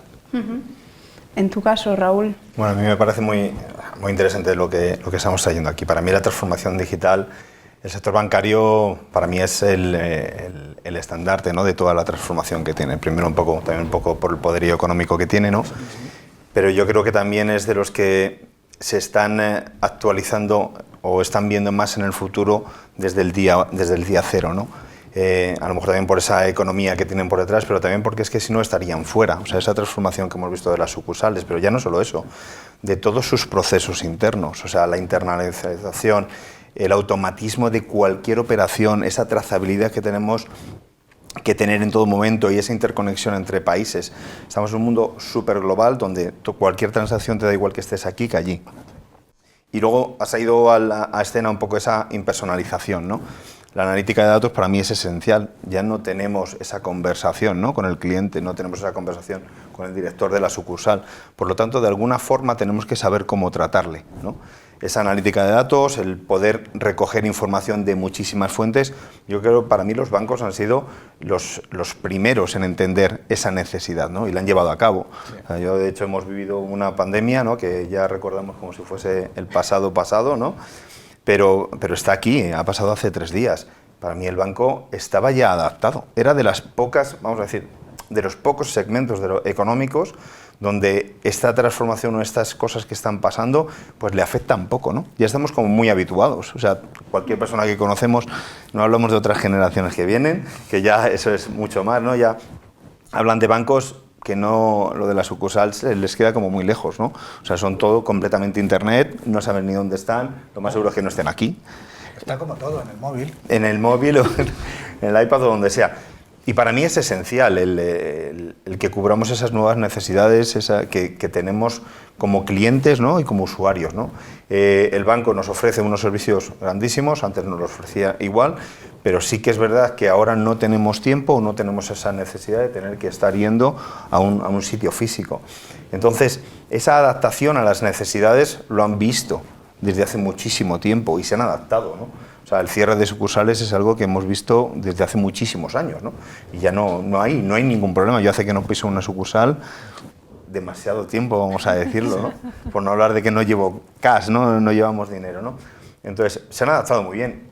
Pero eso es de cara afuera, pero internamente esa transformación digital la han hecho muy bien. O sea, el sector bancario, los bancos son están mucho más globalizados, la cantidad de servicios que han puesto en el mercado es increíble, y lo han hecho sin que nos diésemos cuenta, ¿no? Para eso han tenido que automatizar muchas otras funciones que antes las hacían personas, ¿no?, o que las hacían muy laboriosamente en ciertos departamentos, ¿no?, y ahora está totalmente automatizado. Hablábamos de hiperescalares, de cloud. muchas veces nos centramos mucho en cloud o en estas cosas y al final son medios. O sea, tienen unas necesidades, tienen que implementar unos servicios, una automatización, una transformación digital y cada día, no solamente el sector bancario, que es el que más lo lleva, pero cualquier otro sector tiene muchas más herramientas, ¿no? Eso es lo bueno, ¿no? Para poder adaptarnos en este mundo que cambia demasiado rápido, ¿no? Pero Claro, en este... Sí, quería comentar, o sea, que para mí, y tú lo has indicado, o sea, el hecho de que el sector bancario lleve esa ventaja en la parte de la digitalización es, uno, porque tienen dinero, como no, o sea, cuentan con medios económicos, pero también porque en el momento que empezó los medios digitales y la automatización, el número de operaciones bancarias se empezó a disparar exponencialmente. Y eso lleva pasando antes de que empezáramos a ver cerrar sucursales o tener servicios en el móvil. Eso ya estaba pasando. O sea, nosotros desde el punto de vista de la analítica de datos lo llevamos viendo desde hace mucho tiempo. O sea, los datos que se manejan son brutales desde hace un montón de tiempo. Pues supongo que también el aumento de esos servicios que nos dan los bancos, porque ya no son solamente servicios financieros, ahora puedes hacer compras a través de sus sistemas de cosas que te lo venden ellos mismos, hasta un vehículo, ¿vale? Por renting, que antes no te lo daban. Lógicamente, eso lo ha facilitado el tener esa capacidad informática detrás, ¿vale? Y probablemente van a seguir aumentando todos esos servicios, esas ventas que nos van a hacer a través de aplicaciones o en la misma, por ahora, incluso en la misma oficina. Sí, eso os afecta mucho a vosotros, porque todo ese negocio mixto tiene que ver con comunicaciones y operaciones entre diferentes entidades, y la seguridad ahí es fundamental. Sí, pero entendiendo la seguridad un poco, yo creo que ha cambiado un poco el paradigma de la seguridad a lo como lo tenemos ahora. Para mí, bueno, yo llevo en seguridad, vamos a decir, demasiados años, ¿no? Y antes se veía como el departamento que te decía que no. O sea, llegaba la gente de negocio, ¿no? Decía, pues quiero sacar un nuevo servicio, quiero hacer esto, y decían, bueno, es que esto es imposible de securizar. Entonces, yo creo que primero la labor del CISO dentro del comité de dirección ha cambiado radicalmente, está en esos comités donde se deciden hacia dónde van como negocio estas empresas o el sector bancario, y la seguridad está viendo como más un facilitador, es decir, oye, vamos a hacer una inversión ingente de dinero en estos nuevos servicios, en estas nuevas aplicaciones, es necesario para nuestro desarrollo en un futuro, por lo tanto tiene que estar sustentado por una seguridad, ciberseguridad, seguridad física en los CPDs o como queramos tener, pero que realmente facilita y en todo momento, es decir, tú quieres hacer esto, desde el principio vamos a construir estos servicios, estas aplicaciones o esta transformación digital con una base de seguridad necesaria para que no tengamos una interrupción de seguridad y nos deje este servicio tirado durante X tiempo, ¿no? Entonces la ciberseguridad cada día es más importante, pero es más importante por eso, porque aporta. No es algo que reduzcan, sino que aporta ese nivel de seguridad y que el usuario también lo busca. O sea, yo qué sé, vosotros tendréis hijos, mis hijos me preguntan, oye, he llegado a este correo, cada vez más está en la mente, ¿no? El decir, oye, yo estoy utilizando esta aplicación, estoy pagando por internet, estoy pagando por el móvil de una forma muy sencilla, ¿vale? Pero es segura esto. Entonces, los bancos cada vez más se encargan, no sé si habéis recibido todos, ¿no? Correos, SMS por parte de ellos, de ojo con el Black Friday, ojo con las Navidades, ojo con ciertas cosas, pero porque ellos tienen en su mentalidad la ciberseguridad y la seguridad para que realmente la gente se sienta cómoda de utilizar estas herramientas que están construyendo, ¿no? Sí, quizás hablamos también de esa falta de concienciación en muchos segmentos, pero específicamente al sector financiero.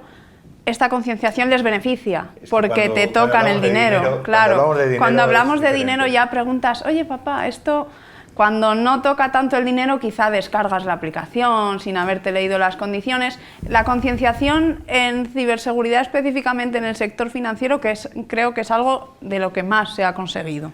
Total.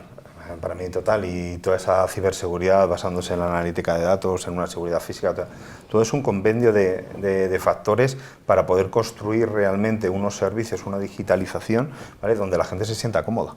Antes tú te sentías cómodo en un banco porque tú llegabas, veías unos cristales blindados, veías 1 o 2 personas de seguridad, cuando tratabas con el director entrabas a un sitio como... no sé qué, le aportaba esa seguridad y esa confianza. Eso te lo tienen que estar dando las aplicaciones. O sea, cuando tú te vas de un banco a otro, utilizas una pasarela de pago, utilizas cualquier medio de pago, tienes que estar seguro de poder realizarlo. O sea, no sé, vosotros lo estáis viendo, ahora todas las compras que se realizan a través de plataformas o incluso empresas que tú no vas a buscar dónde tiene la tienda. O sea, de hecho, seguramente no tengan ni tienda. De hecho, no lo tengan. Y aunque existen casos de fraude y todos estamos muy alerta con ello, pero son mínimos. De nuevo, para el número de transacciones y operaciones que se realizan, el fraude tiene unos índices bajísimos. Para mí es un caso de éxito. A nosotros, en nuestro caso, los sistemas de información llegan menos al público externo, o sea, son más de uso interno, pero también se ve desde hace algunos tiempos que antes, efectivamente, todo estaba dentro. La base de datos estaba dentro del CPD, el sistema de autenticación era tuyo, y ahora, o sea, una plataforma cualquier aplicación hoy en día, pero una plataforma informacional tiene un número de integraciones muy altos, con sistemas de autenticación, con bases de datos, con sistemas de ficheros que tiene que leer. Son un montón de cosas. Y antes pues era el sistema corporativo, y ahora a veces directamente te tienes que conectar a Azure. Los usuarios ya no los tiene el banco, o no los tiene la entidad, están fuera. O algunos orígenes de datos no están ya en las propias instalaciones del banco.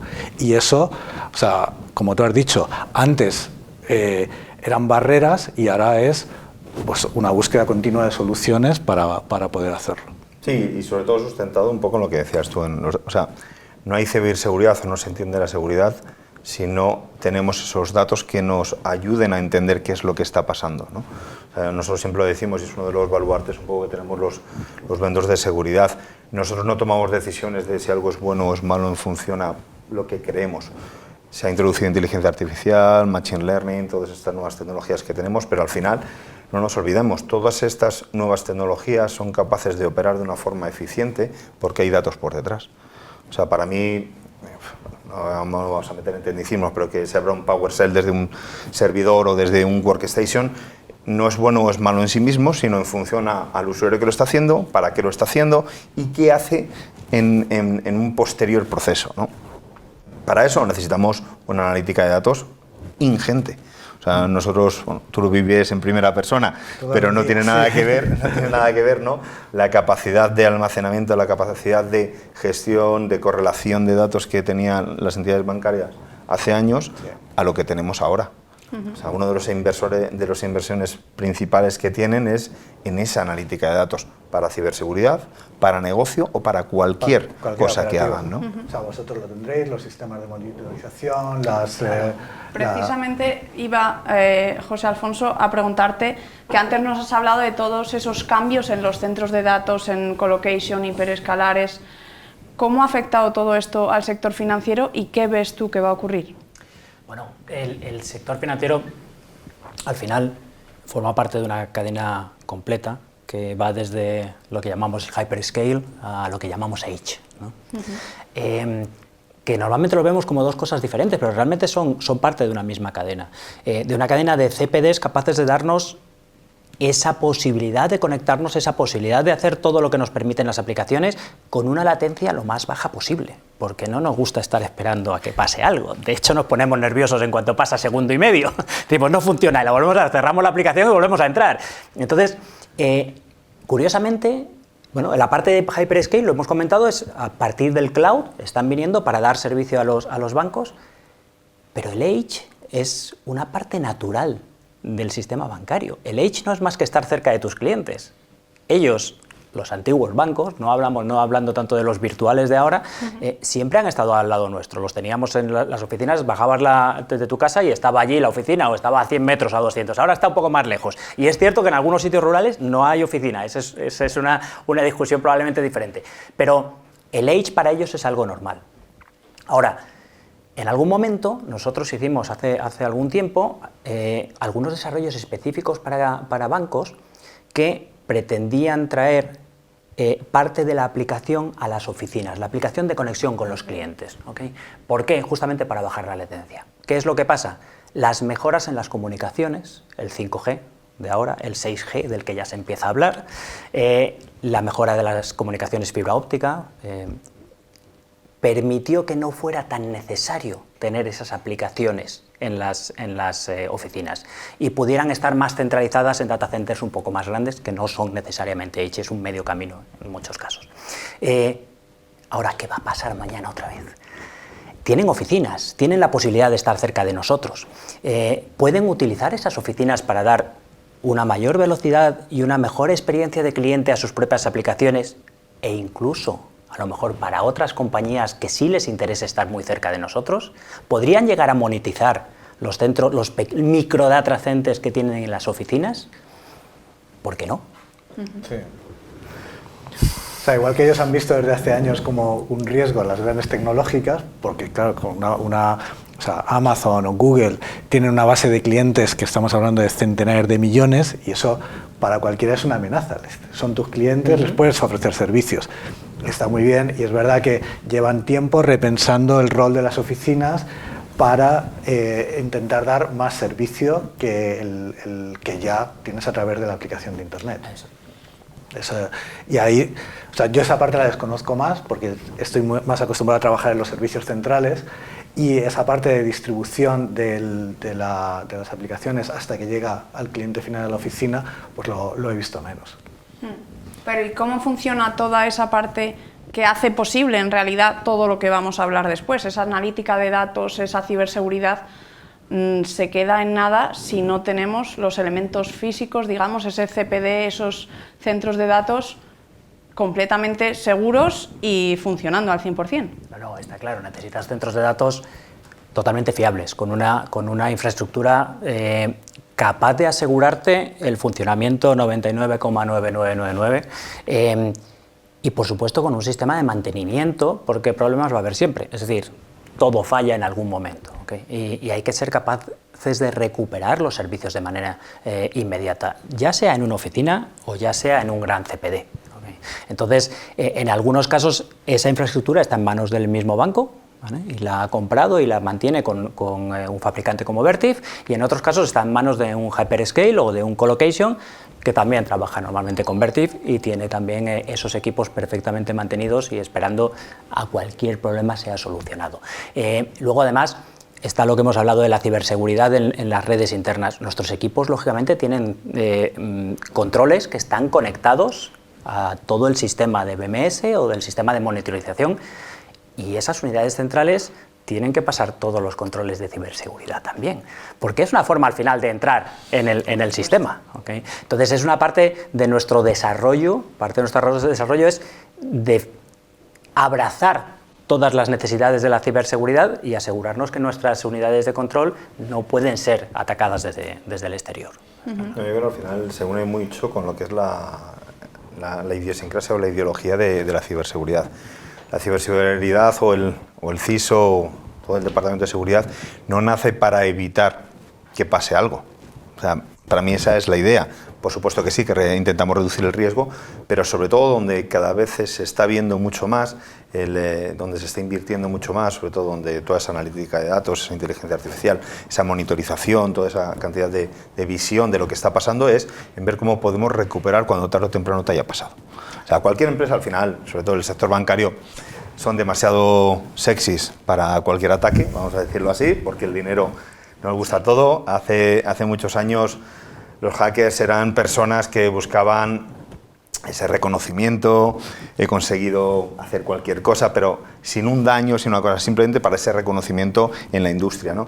Ahora seamos realistas, ahora es como cualquier otra empresa, se dedica a monetizar, realmente a sacar dinero de esos ataques, de la venta de datos, de cualquier cosa. Por lo tanto, trabajan 24/7 para un objetivo, ¿vale? Entonces, tarde o temprano, cualquier empresa va a ser susceptible de un ataque. Entonces, ¿dónde reside? Yo creo que vosotros os centréis mucho ahí con esa recuperación, o sea, tienes esa línea eléctrica, tienes cualquier otra cosa, se va a caer tarde o temprano por cualquier cosa. Pues en la ciberseguridad es igual, o sea, tarde o temprano se va a caer. Lo que importa es realmente cómo te puedes recuperar, cómo puedes analizar por dónde ha venido, qué es lo que ha pasado, hasta dónde ha llegado para poderlo recuperar, y cuando realmente le des al botón de on de nuevo, ¿vale? Realmente estén todos los servicios corriendo y no corras ese nuevo peligro, ¿vale? De esa amenaza que se vuelva a replicar. ahí es donde más estamos incidiendo y donde realmente es donde la ciberseguridad Bitdefender se focaliza mucho más, en esa recuperación ante cualquier desastre, ¿vale? Siempre se ha hablado mucho del plan director de sistemas, que tiene en cuenta cualquier aspecto, pero cada vez más el plan director de sistemas incluye esa parte de ciberseguridad para realmente que le dé ese business continuity, que es lo que buscamos. En el sector bancario, ese 99,999 le meten más 9 todavía, ¿no? Porque realmente cada segundo que dejen de estar operativos es pérdida de dinero. A ti antes te cerraban una sucursal y pues si no ibas hoy, pues ibas mañana. Seamos realistas. Si no haces la transacción hoy, la haces mañana. Estamos en un mundo donde el Black Friday son 24 horas. Bueno, aquí en España lo alargamos un poco más, pero porque está un poco diluido. Pero en muchos sitios son unas horas en las cuales sabes que vas a tener que hacer todas las transacciones para poder realmente tener ese beneficio que esperas. Como en ese momento realmente tus servicios no estén operativos, tienes un grave problema. Incluso si tardan, ¿eh? Correcto. Entonces, como lo estén ahí con la tarjeta y no puedas pagar... vas a otro sitio porque sabes que estás perdiendo una oportunidad. Entonces, eso es vital. Por eso tenemos esa transformación del sistema bancario. Por eso tenemos esa transformación digital, porque cada vez más nuestras necesidades se van más al microsegundo, ¿no? Somos mucho menos pacientes. Nosotros somos más. No solo globalización, sino una aceleración total y absoluta de nuestra vida. Ya no solo de las transacciones, pero es cierto que en el sector financiero, en el sector bancario, se ve incluso más, porque como decía José Alfonso al principio, es que si te falla, cierras la aplicación y vuelves a empezar al segundo y medio. Y también muchas veces, si te falla y estás esperando 3 segundos, dices, a ver si me he metido donde no es. Y estoy siendo ciberatacado. En este aspecto, cuando hablamos de dinero, cuando hablamos de transacciones bancarias, nos preocupamos más de lo habitual. Entonces, todo lo que tiene que ver con la ciberseguridad, pero también con esa continuidad de negocio que todos hacéis posible, es, si cabe, más vital que cuando hablamos de otros sectores, que muchos de ellos también son puntos críticos para esa continuidad de negocio, pero quizá el sector financiero, al afectar directamente al usuario, complica un poquito más las cosas. Complica mucho más porque además no perdamos de vista que antes, generalmente, yo lo digo un poco por experiencia personal, mis padres tenían un banco, ese era su banco, conocían al director y conocían todo, ¿no? Cuando hablamos de personas de la calle también hablamos de empresas, ¿no? Trabajaban con uno como con dos bancos. Ahora mismo el poder pasar de un banco a otro o de una pasarela de pago a otra es cuestión de segundos lo que tardas. Entonces, eso que nosotros vemos como una oportunidad, el sector bancario lo ve como una amenaza. Sí. O sea, la competencia está ahí. Vienen ciertos bancos donde, el otro día lo hice, me parece que fueron 15 minutos, tienes una cuenta bancaria abierta, una tarjeta virtual y puedes empezar a operar desde el día 0, ¿vale? En cualquier parte del mundo. O sea, seamos realistas de esa agilidad que le hemos metido, de esa rapidez, ¿no? Entonces, de ahí un poco yo creo que por qué el sistema bancario a mí me gusta demasiado el sistema bancario, ¿vale? Por mis orígenes, yo empecé trabajando en una sucursal de banco, con eso os lo digo todo. Entonces, ellos se tienen que adaptar, son los primeros, el dinero mueve mucho, ¿no? Y ellos esa transformación digital que vemos ahora en la industria, en cualquier otro sector, ellos lo llevan abrazando desde hace muchísimos años, ¿vale?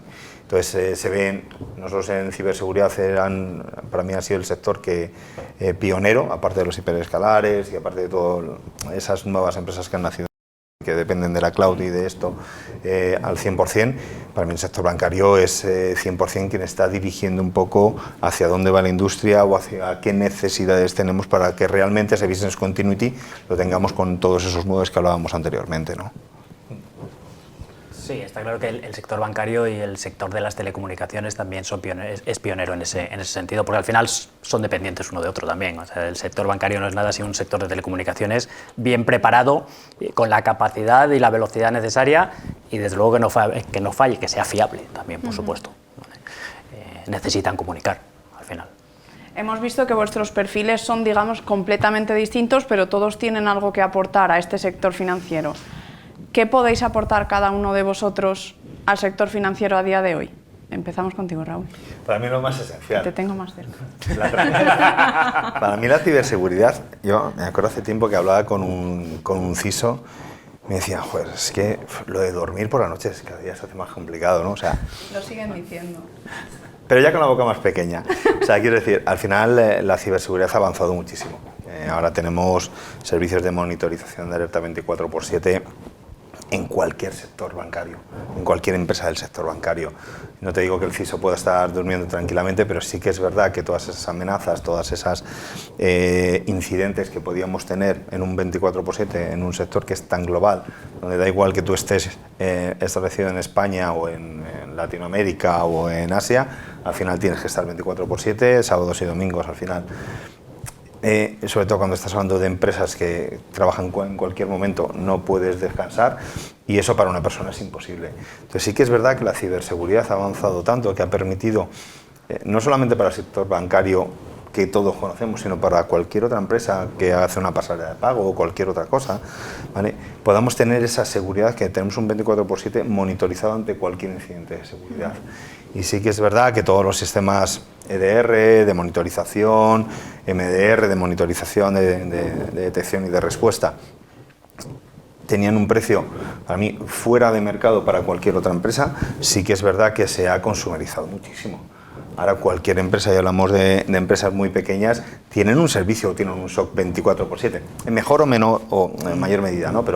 Pero sí que es verdad que toda esa transformación digital y toda esta competitividad que hay en el sector de la ciberseguridad, ¿vale?, ha ayudado a que realmente los precios se adecúen mucho a las necesidades que tienen y que ahora mismo cualquier empresa, independientemente del sector donde esté trabajando, pueda implementar servicios de ciberseguridad muy avanzados, ¿no?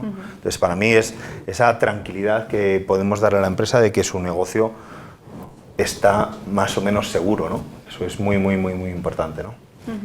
Jaime, en vuestro caso, la seguridad no podría existir, sobre todo de esa forma automatizada, si vosotros no sois capaces de hacer lo que hacéis con los datos. Cuéntanos. Sí, o sea, para nosotros lo que estamos viendo es las entidades bancarias en general tienen como una posición un poco bipolar en este momento en el tema de la analítica de datos, porque por un lado tienes que seguir dando el reporting tradicional, la cuenta de resultados, los saldos de sucursal, etcétera, el seguimiento de objetivos para la red comercial, pero por otro lado saben que tienen que ir o tienen que explorar esa otra parte de analítica avanzada que se basa en el Big Data, o sea, teniendo más datos, que ya se lleva trabajando algún tiempo en la parte del Data Science, de analítica avanzada, y ahora mucho más rápido, en un periodo más corto del que esperábamos, ha aparecido un nuevo jugador que es la inteligencia artificial, ¿vale? Nadie se quiere quedar sin poder utilizar inteligencia artificial. Y eso, todas las herramientas que tienen que ver con la analítica de datos, desde el aprovisionamiento de datos a la explotación, que es lo nuestro, MicroStrategy se dedica a la explotación y a la analítica directa, incorporan ya módulos de inteligencia artificial, que es un reto porque, por un lado, hay que aprender a usarlo de nuevo, o sea, es una nueva herramienta que hay que aprender a usar, es una integración más porque normalmente los modelos de inteligencia artificial no están en la entidad, están en Azure, están en AWS o están en Google, pero lo que estamos viendo, porque estamos hablando de 6 meses desde que se ha empezado a utilizar, hay un caso de uso que las entidades tienen, y es las entidades bancarias quieren que sus usuarios de negocio, sus analistas de negocio, hagan analítica de datos, pero utilizando los datos corporativos, y que no se lo descarguen a sus datos individuales o departamentales. Y la inteligencia artificial facilita eso, o sea, le está quitando trabajo, le puede quitar trabajo al Departamento de Control de Gestión en estas consultas rápidas que un analista de negocio sabe lo que quiere, pero no puede entrar en una base de datos, un modelo de datos y aprender a utilizar una herramienta nueva. Y esto con el lenguaje natural le puede dar respuesta en muy corto tiempo. O sea, estamos hablando de un informe que antes podía requerir días, ahora se hace en minutos. Le preguntas al chat y te lo da. En vuestro caso, José Alfonso. Bueno, yo no me voy a pelear con Raúl para definir qué es más importante, si la ciberseguridad o aquello que alimenta a todos los sistemas de ciberseguridad y de inteligencia artificial, etc. Pero tengo claro que sin electricidad nada funciona. Generalmente no. Generalmente no. Y además tengo claro que todos esos sistemas producen calor. Y ese calor hay que evacuarlo de los centros de datos porque si no llega un momento en que tampoco funciona. Entonces está claro que lo que nosotros podemos dar primero es un producto fiable, ¿vale? Preparado específicamente para los centros de datos, desarrollado para centros de datos, tanto en UPS como en aire acondicionado, sistema eléctrico del CPD. Pero además sumamos a eso un servicio de mantenimiento, lo hemos comentado. Es vital, es decir, siempre puede ocurrir algo y por lo tanto tienes que tener detrás una empresa capaz de darte un 24% el mínimo tiempo posible con técnicos perfectamente preparados, técnicos que se están formando de manera continua, tanto en tu equipamiento como en las normas de seguridad o en las diferentes nuevas normas que van apareciendo. Eso es un must para nosotros, la seguridad es vital para nosotros, ya no solamente la seguridad física, sino la seguridad de nuestros técnicos. Entonces, eso es la primera parte. Luego tenemos sistemas de monitorización, lógicamente, como parte de ese mantenimiento. Pero podemos ir más allá. Todos tenemos ahora, el ESG está muy de moda, ¿vale? Todos queremos ser carbon neutral o carbon cero o lo que sea en un plazo muy corto. Y está claro que los bancos, igual que cualquier otra empresa, están también en ese camino. Bien, a veces los centros de datos son antiguos y ya no están en las mejores condiciones posibles. Bueno, pues nosotros podemos ofrecer servicios de auditoría de esos centros de datos para buscar mejoras en la climatización, en el sistema eléctrico, reducir, por lo tanto, los costes de la energía, buscando mayor eficiencia y, por lo tanto, ayudándoles a cumplir con sus normas de ESG, con sus objetivos de ESG. Antes decías tú que no nos íbamos a pelear. Yo, por supuesto que no. Pero para mí, o sea, no tiene en ningún sentido la pelea. Yo desde hace muchos años, uno de los principales ataques que están sufriendo la mayor parte de empresas, CPDs, esto realmente se sustenta en estos tres pilares, ¿no? O sea, generalmente los ataques, yo que sé, a una central nuclear o a un CPD, cómo se están realizando no es que te están tumbando los sistemas informáticos. O sea, en la central nuclear uno de los primeros ataques que hubo de ciberataques, ¿vale? Fue a una central nuclear iraní y fue muy sencillo. O sea, realmente radicaba en vuestra parte, era en los sistemas que estaban controlados la refrigeración del núcleo de una central nuclear, que es lo básico para que aquello no cree un problema muy importante en toda la zona, vamos a decirlo así. Y realmente en lo que se basa es, uniendo un poco a las tres patas, es en eso, es coger a los sistemas que están sustentando un negocio, ¿vale? Vamos a decirle el núcleo de la central nuclear, cogiendo a los datos que están manejando esas empresas para refrigerar más o menos, y realmente lo que hace es, en ciberseguridad, es ese engaño, es esos datos que te están diciendo a ti cómo tener que operar, te los cambio para que tú no operes y para que realmente todo esto no funcione como que tiene que funcionar. Entonces, los bancos lo han entendido desde el primer momento. O sea, hay una parte física de CPDs, de transacciones, de electricidad, de todo lo que sea. Es necesario que los datos que estén utilizando para tomar decisiones sean los correctos y, por supuesto, eso estamos nosotros por encima, vamos a decirlo así, o por debajo, ¿vale? Para velar un poco porque realmente es esa cadena de suministro de información, de trato de datos, de correlación de datos, realmente sea la adecuada para que realmente todo pueda funcionar. Volvemos a esa tranquilidad que necesitamos, ¿no? Entonces, estos tres pilares para mí son esenciales a la hora de cualquier sector, el bancario por supuesto, pero cualquier sector pueda seguir funcionando bien, ¿no? Sobre todo porque en muchas ocasiones la puerta de entrada de esos ataques sois vosotros, afectan a todos los demás, pero el ataque viene de la parte ciber, sobre todo en los últimos años. Pueden suceder ataques, incluso naturales, en la parte física, pero muchos de los ataques que estamos viendo a día de hoy en el sector bancario vienen de la parte digital. Vienen de la parte digital, pero generalmente es por la utilización de los datos. Claro, o sea, seamos realistas. Para mí el dato es esencial y la veracidad de ese dato y realmente esa coherencia de ese dato es necesario para tomar decisiones. Nosotros, personalmente, la inteligencia artificial toma decisiones en función a los datos que están obteniendo. Si tenemos una mala adecuación de esos datos o una transformación de los datos tenemos un grave problema. Ahora hablamos de redes sociales.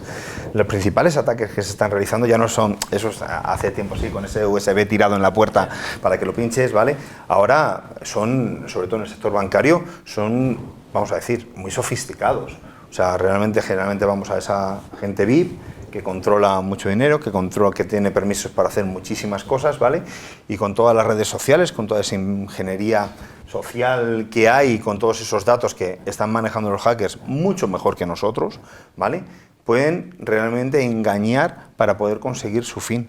Entonces, para mí nosotros estamos intentando velar un poco por todo eso, pero realmente para mí el dato es esencial. El dato de cómo están funcionando las UPS, de si necesitamos utilizar las UPS, de, oye, todos esos patrones de comportamiento, servicios o protocolos, credenciales, tal. Para mí esa inversión que han hecho el sector bancario en tu pilar, para mí ha sido esencial, ¿no? Sí. Porque es necesario tener esos datos realmente robustos. O sea, esa cultura que se dice ahora data driven, que al fondo es... O sea, nadie quiere que en una reunión se tomen decisiones basadas en la intuición, ¿vale? Yo he trabajado para otros sectores donde no está mal decir, bueno, los datos de ventas me indican una cosa, pero hay otros factores, ¿no? O sea, la moda, el sentimiento de la gente, ¿vale? En el retail, pues eso también es muy importante, ¿vale? Pero en el banco, o sea, los sistemas financieros no es tanto eso, el dato es el que es. Y yo tampoco voy a discutir con vosotros, porque desde luego... Aquí nadie quiere discutir, pero... Yo os aseguro que, o sea, precisamente llevando un equipo de aplicaciones de datos, siempre está presente, uno, la disponibilidad. O sea, yo, vamos, como he estado en los CPDs y sé lo que se trabaja allí, lo que depende de ello, eso de que los sistemas estén funcionando todos los días, que todos los días tú llegas, funcionan, tienes el informe preparado y tal, yo sé que hay mucho trabajo detrás y un trabajo de ingeniería y de diseño y de mantenimiento. Y después, todos los negocios, pero también el financiero mucho más, el tema de la confidencialidad y la privacidad de datos y la seguridad de los datos es primordial. Si tú tienes una fuga de los balances o saldos de todos tus clientes y no te quiero decir ya en las partes de banca privada, etcétera, pues es muy importante. Y yo quiero tener la colaboración o el apoyo de los departamentos de seguridad para decir, nosotros hacemos nuestro trabajo, proveemos con una plataforma muy sólida la veracidad y la integridad de los datos, pero que eso después no se pierda, no haya fugas o no llegue a quien no tiene que llegar. Total. José Alfonso, que te hemos interrumpido en un par de ocasiones. No, iba a comentar sobre lo que estábamos comentando de los datos. Cada vez más en la parte de infraestructura, por ejemplo, las máquinas van a estar más sensorizadas, ¿vale? Vamos a pasar en algún momento de un mantenimiento preventivo que estamos haciendo con unas rutinas predefinidas cada ciertos meses, con cambios de equipamiento, con cambios de ventiladores o condensadores, etcétera, cada número de horas de trabajo, cada número de años de vida del equipo, a sistemas que van a ser mucho más predictivos.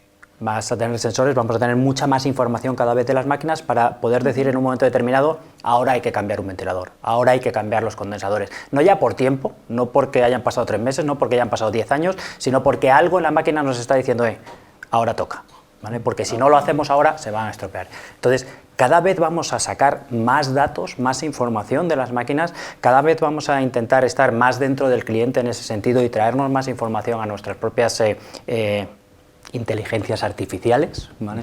Para analizar esos datos y sacar alarmas, sacar avisos, en vez de estar haciendo un mantenimiento de manera constante, para reducir costes, para reducir tiempos de trabajo, para reducir desplazamientos, todo, ¿vale? Entonces, los datos cada día son más importantes y la seguridad de esos datos va a seguir aumentando. Es decir, la cantidad de datos que vamos a seguir manejando y que vamos a manejar en el futuro va a ser exponencialmente más alta que la que estamos a tener incluso ahora. Va a ser brutal y en los bancos es muy importante porque sus centros de datos son muy grandes.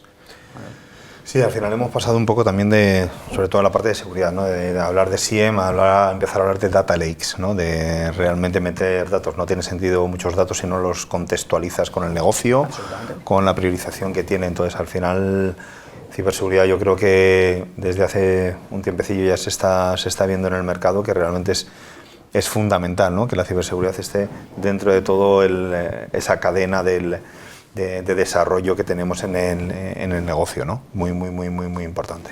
Sí, también se está yendo hacia esa proactividad de la que hablaba José Alfonso. También ser proactivos, es decir, preventivos, antes de que ocurra algo, saber que esto puede pasar para poder evitarlo, que es mucho del trabajo que hacéis en ciberseguridad. Dejadme que terminemos el debate como lo iniciábamos, hablando de futuro. ¿Qué prevéis? Os dejo que frotéis esa bola de cristal, ya no de cara a 2024, porque creo que los plazos van mucho más allá, sobre todo cuando hablamos del sector financiero.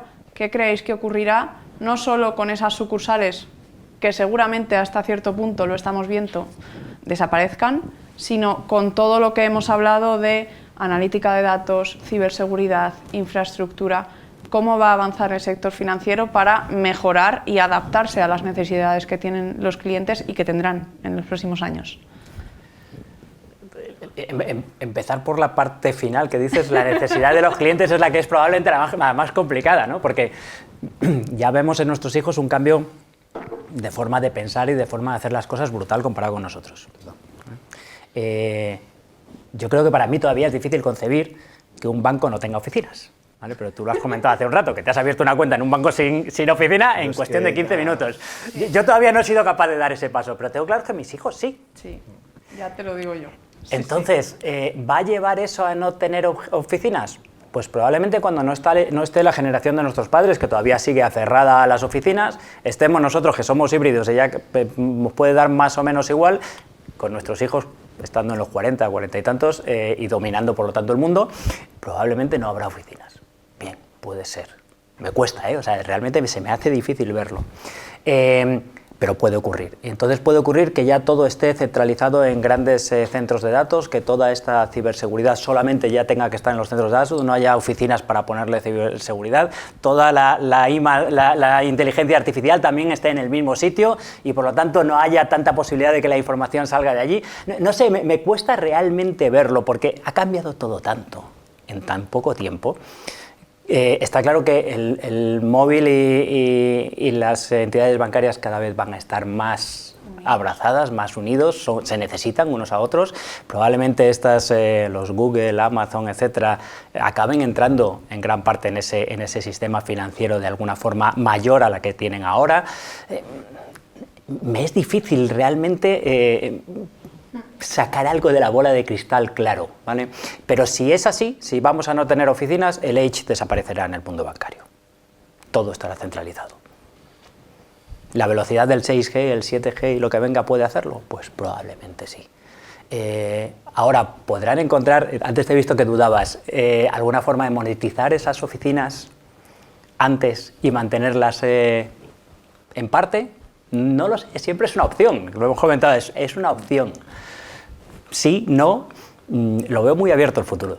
¿Y qué aporta Vertiv en ese futuro? Bueno, por supuesto, siempre vamos a estar ahí con los productos más eficientes, con el mantenimiento 100%, 7x24, los sistemas de monitorización, la inteligencia artificial. Empezamos a utilizarla en todos esos sistemas predictivos, no solamente lógicamente en la fabricación, que ya se está también en ello, no, sino los sistemas predictivos de mantenimiento. La infraestructura siempre va a estar. Más o menos centralizada, más o menos estructurada, pero siempre va a estar. Y siempre pretendemos estar ahí. Y no solamente estamos con el sistema bancario en sus CPD, sino en los sistemas de comunicaciones. Es decir, también trabajamos con todas las compañías de comunicaciones y todos tienen nuestros equipamientos y nuestro mantenimiento. Por lo tanto, somos una parte vital, no digo la más importante, pero una parte vital de todo ese conglomerado, claramente. Y esperamos seguir estándolo muchos años. Jaime, por tu parte. Bueno, desafíos a futuro y el papel de MicroStrategy en todo esto. Yo veo que tengo una percepción de que los bancos van a pasar a tener parte de negocio propio, o sea, parte de cliente propio y parte de servicios financieros a través de terceros, que es algo que ya existe. O sea, tú ahora puedes ir a un concesionario de automóviles desde hace mucho tiempo y firmar un préstamo con una entidad financiera desde el concesionario. Eso, que antes era con papel, firma y en unos casos muy especiales, yo creo que se va a extender muchísimo más, ¿vale? A través de, pues el día que puedas, en el marketplace de Amazon, pues contratar un seguro o un préstamo. La aportación que tiene MicroStrategy, pues ya lo habéis visto, o sea, cualquier proceso de negocio hoy en día arrastra una generación de datos detrás que para optimización, mejora, análisis de riesgos o tal. Para mí, lo que están pidiendo todos los negocios y los bancos en concreto es lo que os decía antes. El dato tiene que ser más inteligente. O sea, siempre hemos creado extractos de cuentas de resultados, saldos de oficina. Ahora quiero algo más inteligente, predicción de precios, análisis de riesgos, etcétera. Y ahí una plataforma como MicroStrategy, que es por naturaleza una plataforma corporativa, que lleva por debajo una capa semántica que refleja el negocio, tiene por un lado la posibilidad de manejar mejor los datos corporativos y esta parte que hemos hablado de interaccionar con la inteligencia artificial. O sea, en la forma en la que trabaja MicroStrategy en estos momentos es ventajosa para trabajar con los modelos actuales de inteligencia artificial porque es capaz de preguntarle de manera más eficiente. En tu caso, Raúl. Bueno, en mi caso tampoco tengo la bola de cristal, pero para mí el sector bancario, el sector financiero va a evolucionar de una forma radical. De hecho, yo creo que los principales entidades o agentes que conocemos actualmente en un futuro, pues lo más seguro es que estén pero transformadas en otros. O sea, el por qué, antes hablábamos del Edge, ¿no? Para mí el Edge es el marketplace. El marketplace ya no está en la calle. El marketplace está en cada uno, en la palma de nuestra mano. Entonces, al final, el Edge para todos estos servicios financieros, que al final es lo que hay por detrás, tiene que estar integrado en su marketplace. Hace años ya se comentaba que Google era el próximo, o Amazon o Azure, ¿vale? Ese va a ser el banco más grande. Y es que es así. O sea, ahora mismo, volviendo un poco a ese cambio que hemos tenido en la mentalidad del consumidor de servicios, de bienes o de lo que queramos, ¿vale? Necesitábamos esa rapidez. Yo antes iba al coche, comprabas el coche, te ibas con el compañero de al lado, te hacían una financiación, te ibas al otro que te iba hacia el seguro, ¿vale? Ahora ya todo eso es que lo haces en la palma de la mano, con un móvil, te compras un coche. Es que la gente está comprando casas por Wallapop, cuando antes, no sé si os acordáis, lo que era comprarse una casa y la que se montaba cuando firmabas la hipoteca y cuando te daban las llaves. Entonces, volviendo a que ya hemos quitado todo el romanticismo en muchas cosas, ¿no? En esta vida, ¿no? El servicio bancario pues ha perdido cualquier romanticismo que pudiésemos tener. Entonces, cada vez más es así. O sea, las entidades se transformarán, claro que se transformarán. Muchas han vendido, ahora son coworkings, son sitios donde compras muchísimas cosas, vamos a decirlo así, ¿vale? Porque al final están teniendo que transformarse y están perdiendo muchas veces esa naturaleza de servicio bancario y están haciendo cosas nuevas, ¿no? Igual que esos marketplaces están inundando realmente de servicios financieros, ¿vale? Todas esas plataformas. Entonces, para mí yo sí que veo un mundo sin sucursales, totalmente, porque para mí no tiene sentido en el mundo que estamos actualmente. Incluso mi padre ha dejado de ir a la sucursal y ha sido laborioso, pero lo hemos conseguido, ¿vale? Pero seguimos utilizando servicios bancarios, entonces eso es lo que queda. El cómo lo entendamos o cómo se envuelva o dónde vayamos a disfrutarlo, pues por supuesto que cambiará porque estamos viendo que está cambiando radicalmente. ¿Qué aporta Bitdefender a todo esto? Pues Bitdefender lo que aporta realmente es la capacidad, digo yo. La capacidad. Para mí aporta la confianza.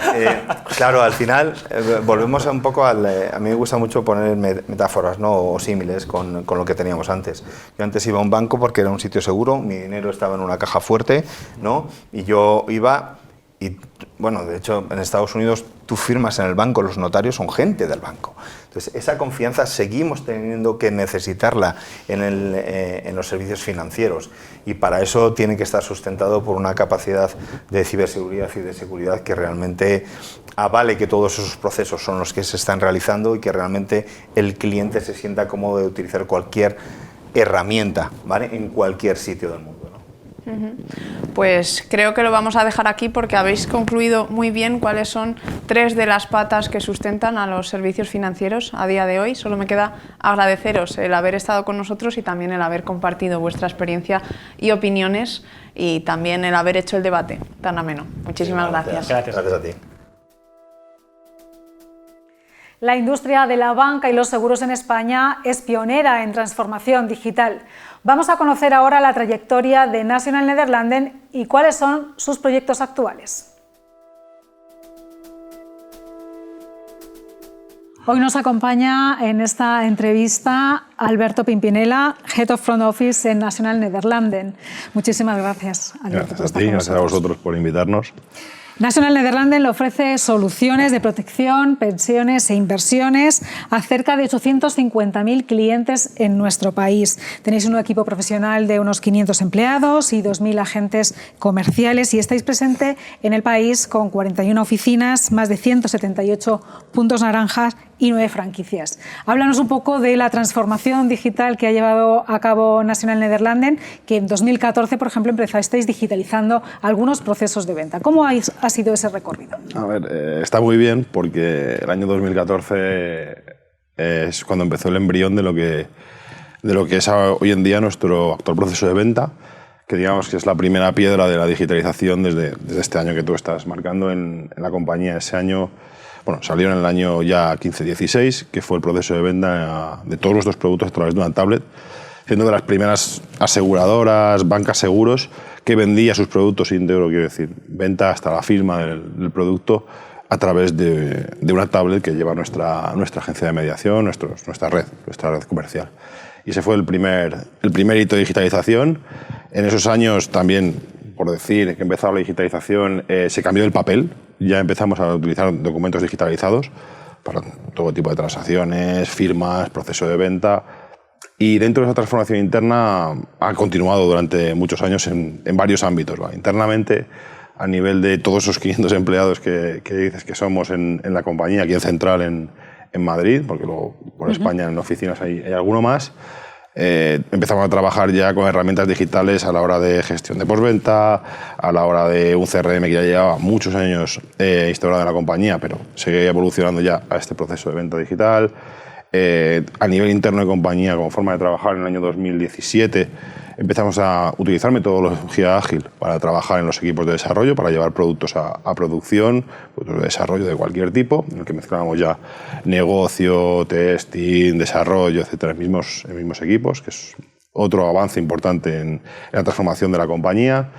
En el año 2019, si no recuerdo mal, salió lo que fue la primera prueba de concepto de nuestra app mobile, la app para clientes, que bueno, ya aprovecho para decir que el año que viene, a principios del año que viene, saldrá una versión muchísimo más potente, nueva completamente, y que va a ser disruptiva completamente.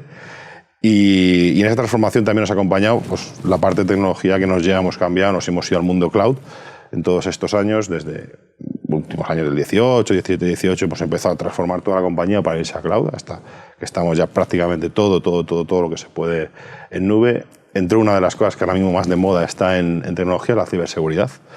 Desde el año 2016 tenemos un equipo dedicado a ciberseguridad. Dentro de IT empezó como un pequeño embrión, como todos los proyectos, y desde el 2017 tenemos un equipo propio, una vertical dentro de tecnología de ciberseguridad muy potente, con figuras tan destacadas como un propio hacker dentro de nuestra compañía, por el bien de que nuestros clientes estén más seguros con las transacciones que hacemos. Aparte de esto, nosotros en transformación hemos seguido avanzando en todo tipo de tecnologías y seguimos, porque estamos en plena migración de nuestro CRM que comentamos antiguamente, que tiene unos añitos, y llevamos años para poner en producción el nuevo CRM, que para mí es muy importante, que creo que nos va a dar un punto diferencial con otras compañías.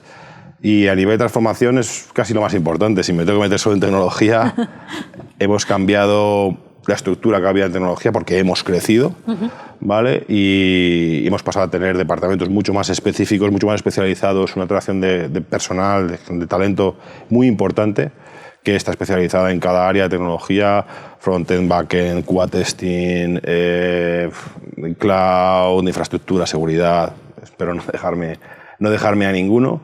Y luego hay otra transformación que para mí es muy importante, y con esta termino así el repaso general de estos años, y es que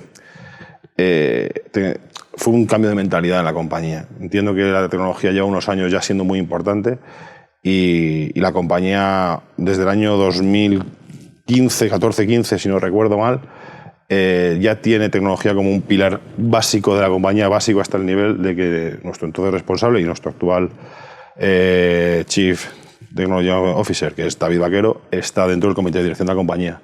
Hasta entonces, no sé si estaba, creo que no, y es desde ese momento, 2015, nuestro anterior responsable, y ahora David, que están dentro del órgano de dirección completo de la compañía, y eso da el nivel de importancia de lo que la tecnología supone para National-Nederlanden. Y además está en línea con eso que muchas veces comentamos de que negocio tiene que estar al lado de TI y TI al lado del negocio, ¿no? A ver, cada vez es más necesario. Venimos de hablar con compañeros del sector y todos coincidimos en lo mismo. La transformación Agile que estamos llevando a cabo, o que se ha llevado a cabo, viene un poco a llevar esto a los hechos. Quiero decir, son equipos de trabajo híbridos que trabajan gente de negocio, personal de IT, personal de muchas áreas, porque al final, por sí solo, tecnología no saca un producto y por sí solo, negocio no saca una aplicación ni un producto. Entonces, si no los mezclas, es imposible. Es cierto que la mezcla, pues a veces ha costado sacarla más hacia adelante, pero es donde nos mueve la corriente y es donde hay que ir. Creemos que es por donde hay que tirar. Llevamos años refinando todo esto y estamos en un punto en el cual ya ahora mismo, para los que trabajamos en NN, muchos de los equipos ya es lo más familiar, este tipo de combinación. En esa generación de productos, ¿qué tecnologías consideras que son fundamentales actualmente? A ver, nosotros en tecnologías fundamentales que estamos utilizando, lo primero de todo es, más que tecnologías que vayan orientadas ahora mismo a tres pilares fundamentales en nuestro caso. Lo que creo yo, datos fundamentales, los datos que nos tiene que reportar una creación de producto y cómo crearlo, cómo utilizar los datos para crear productos es muy importante, para no crear un nudo de datos que al final nos genere más desarrollo y más problemas. Ese es uno, el dato es prioritario a la hora de creación de nuevos desarrollos en National-Nederlanden de aquí al futuro. Otro es el Third Party Connectivity, en conexión con terceros. Nosotros empezamos a trabajar con productos que trabajamos con terceros, en este caso en el ramo de la salud. Si no tenemos una capa de apificación para conectarnos con esos terceros, al fin y al cabo estamos generando una maraña de servicios que nos generarían muchísimo dolor. Esa capa es fundamental. Y luego la otra capa que tenemos que utilizar, evidentemente, es la capa de frontal que tenemos que empezar que estamos empezando ya a modernizar, a llevarnos a otro tipo de tecnologías que teníamos antiguamente, para que nuestra venta, que principalmente es a través de nuestra red agencial, nuestra cadena de mediación de 2.000 asesores, y en algún caso, en algún tipo de venta online, sea lo más fácil posible, tanto para ellos como para el cliente, lo más visual, para salir un poco de estándares antiguos, visuales antiguos, que, como todo, se van quedando obsoletos. Alberto, ¿qué tipo de infraestructura os está dando soporte a todas estas iniciativas y por qué habéis optado por este modelo? A ver, el tipo de infraestructura, nosotros desde hace ya varios años venimos haciendo una migración al cloud, ¿vale? a la nube pública de Azure en este caso, ¿vale? Y ahora mismo estamos en un nivel de cobertura altísimo, salvo 2 o 3 servicios que aún tenemos on-premise, porque la necesidad que tenemos de llevarlo y algún día ir a SaaS. Uno es el CRM, que estamos en migración, y otro es nuestro sistema de gestión de póliza, vamos a decir, ahora mismo más potente, ¿vale? Tiene que mantenerse on-premise, pero nuestra gobernanza en la nube es un pilar fundamental. Hemos ido hacia ello y hacia servicios SaaS, ¿vale? Que es hacia donde tenemos que consumir, porque ¿qué nos va a dar? Nos va a dar una estabilidad, nos va a dar una escalabilidad mucho más fuerte.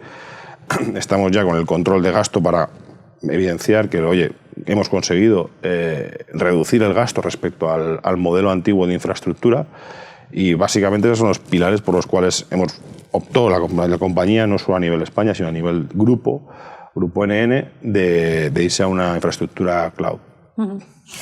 Alberto, Nationale-Nederlanden pertenece a un sector, se desenvuelve en un sector que está altamente regulado. ¿Cómo os influye la regulación a la hora de decidir tecnología?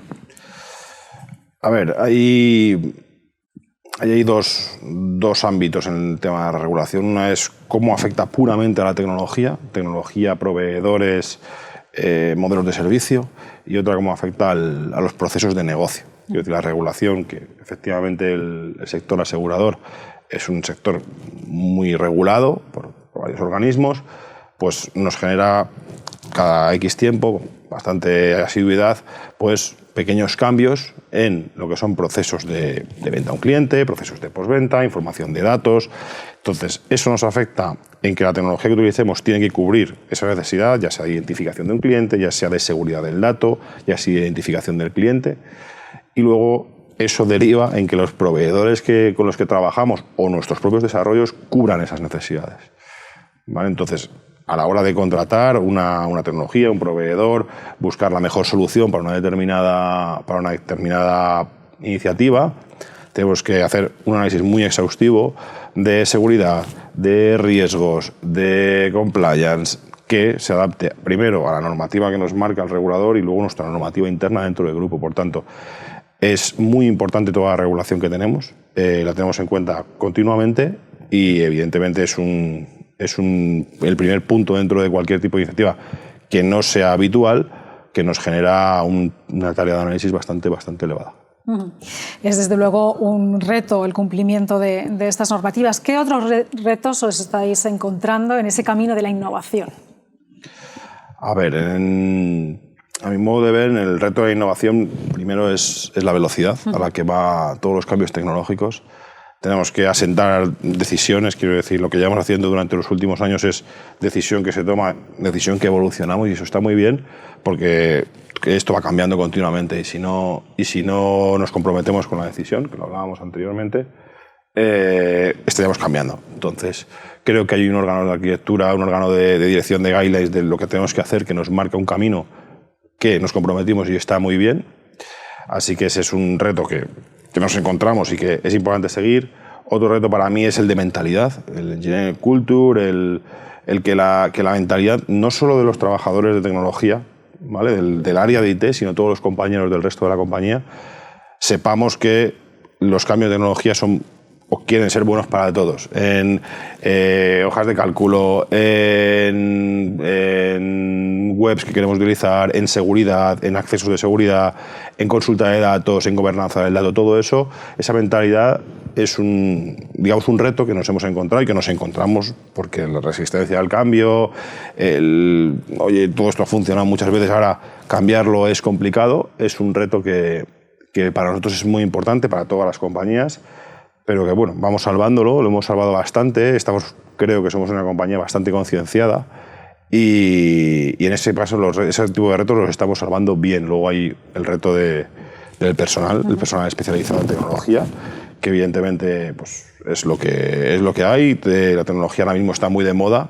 Entonces, nosotros hemos decidido en los últimos años invertir en el verdadero software de la compañía, que es el cerebro de las personas para mí. Entonces, hemos traído a la compañía mucha gente que creemos y que nos está aportando muchísimo valor dentro de nuevas tecnologías que han ido entrando en el mercado. Entonces, afianzar las que ya teníamos con gente y meter gente nueva. Ese reto también es muy importante, porque encontrar ese tipo de perfiles o mantener los que ya teníamos dentro de la tecnología de toda la vida no es una tarea fácil, y de momento creo que la estamos consiguiendo. Hablábamos antes de la compra de tecnología. ¿Qué valoración haces tú del mercado tecnológico en España? Bueno, pues a ver, el mercado tecnológico en España a nivel de personas está en plena burbuja. Eso es conocido por todos, no es una novedad. Cada vez hay más y más personas que trabajan en tecnología, que se especializan en tecnologías nuevas, cada vez hay más tecnologías nuevas, entonces todos queremos utilizarlas, nos vemos también obligados a utilizarlas por la normativa que hablábamos antes, y encontrar ese perfil es muy complicado, por tanto el mercado es un mercado en clara burbuja, en clara ebullición, en el cual el cambio de personal es muy habitual. Entonces, es bueno para las personas que trabajan en ese mercado y que pueden querer o pedir una rotación, pero de cara a las empresas es muy difícil, es un reto muy difícil el poder afianzar un equipo, ¿vale? Y nosotros, por suerte, estamos consiguiendo afianzar un equipo desde hace varios años muy potente en IT y cruzo los dedos para que siga siendo así. Eso a nivel de personas, a nivel de IT, tecnología en España, bueno, leía el otro día que este año en España se iban a gastar 60.000 millones de euros en tecnología, que era como el 4% del PIB, y estaba por encima de lo que iba a crecer el PIB y se preveía una subida 2026-2027 de hasta 62.000 millones, bueno, que seguía creciendo por encima del PIB. Entonces, lo que quiere decir que ese mercado está en pujanza. Pues muchísimas gracias, Alberto, por haber compartido con nosotros estas impresiones sobre cómo está cambiando Nationale-Nederlanden y un poco también hacia dónde está dirigiéndose la tecnología. Muchísimas gracias. Bueno, muchísimas gracias a vosotros por invitarnos. Gracias. Y hasta aquí el programa audiovisual de nuestro encuentro ITDM Group, en el que hemos analizado la evolución tecnológica del sector financiero en España. Solo nos queda agradecer a todos los que han participado en el encuentro de hoy y a esas empresas que lo han apoyado. Nosotros regresaremos aquí en IT Televisión próximamente con muchos más contenidos. Os esperamos.